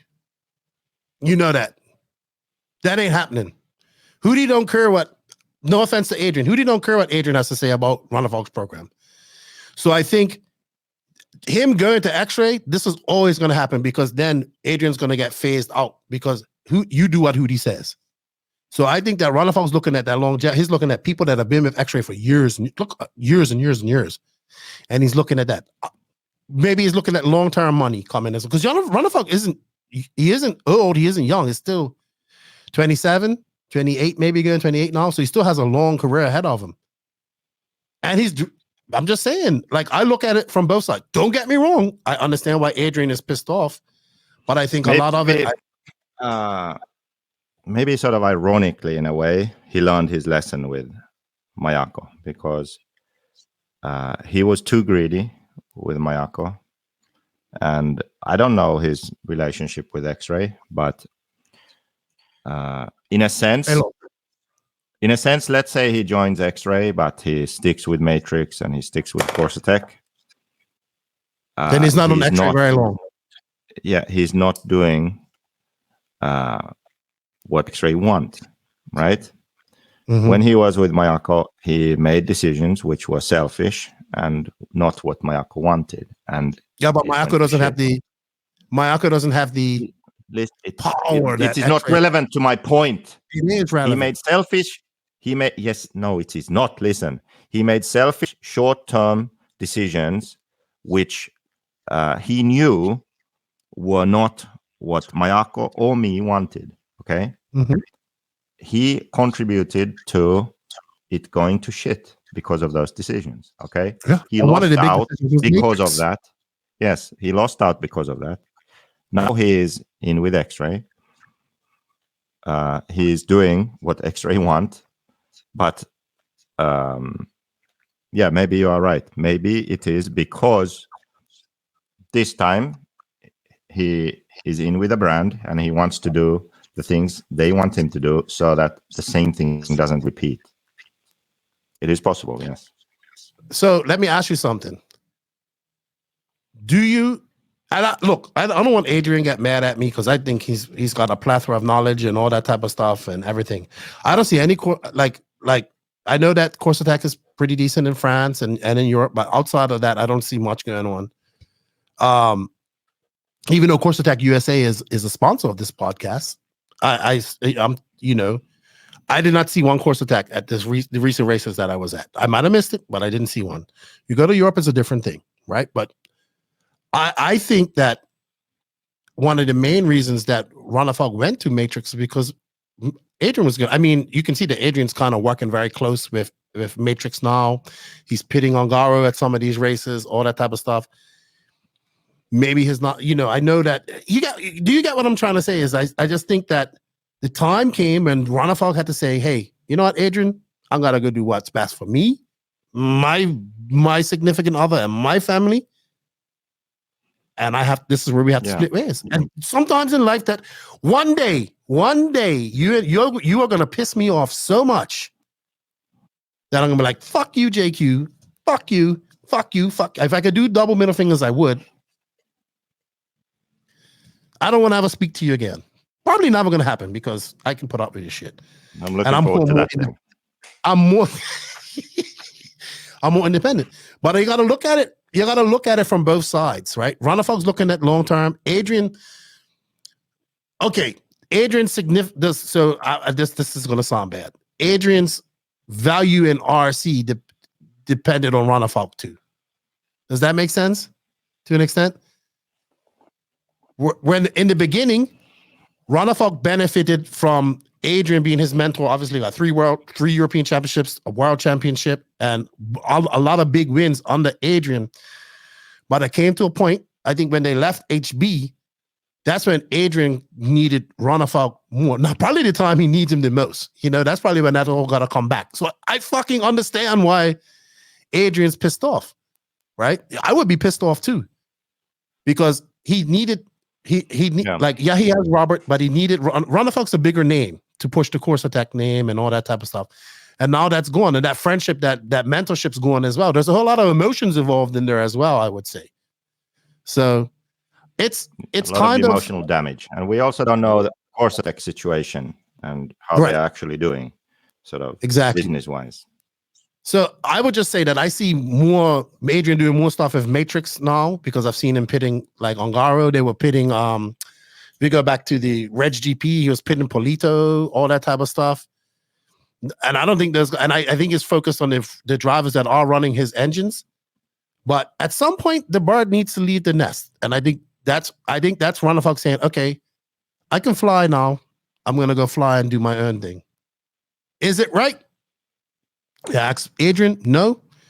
You ask Ronnefalk, you know what my buddy once told me? He goes, sometimes the hardest decisions to make are the right decisions are usually the hardest decision. And I'm pretty sure this was a hard decision.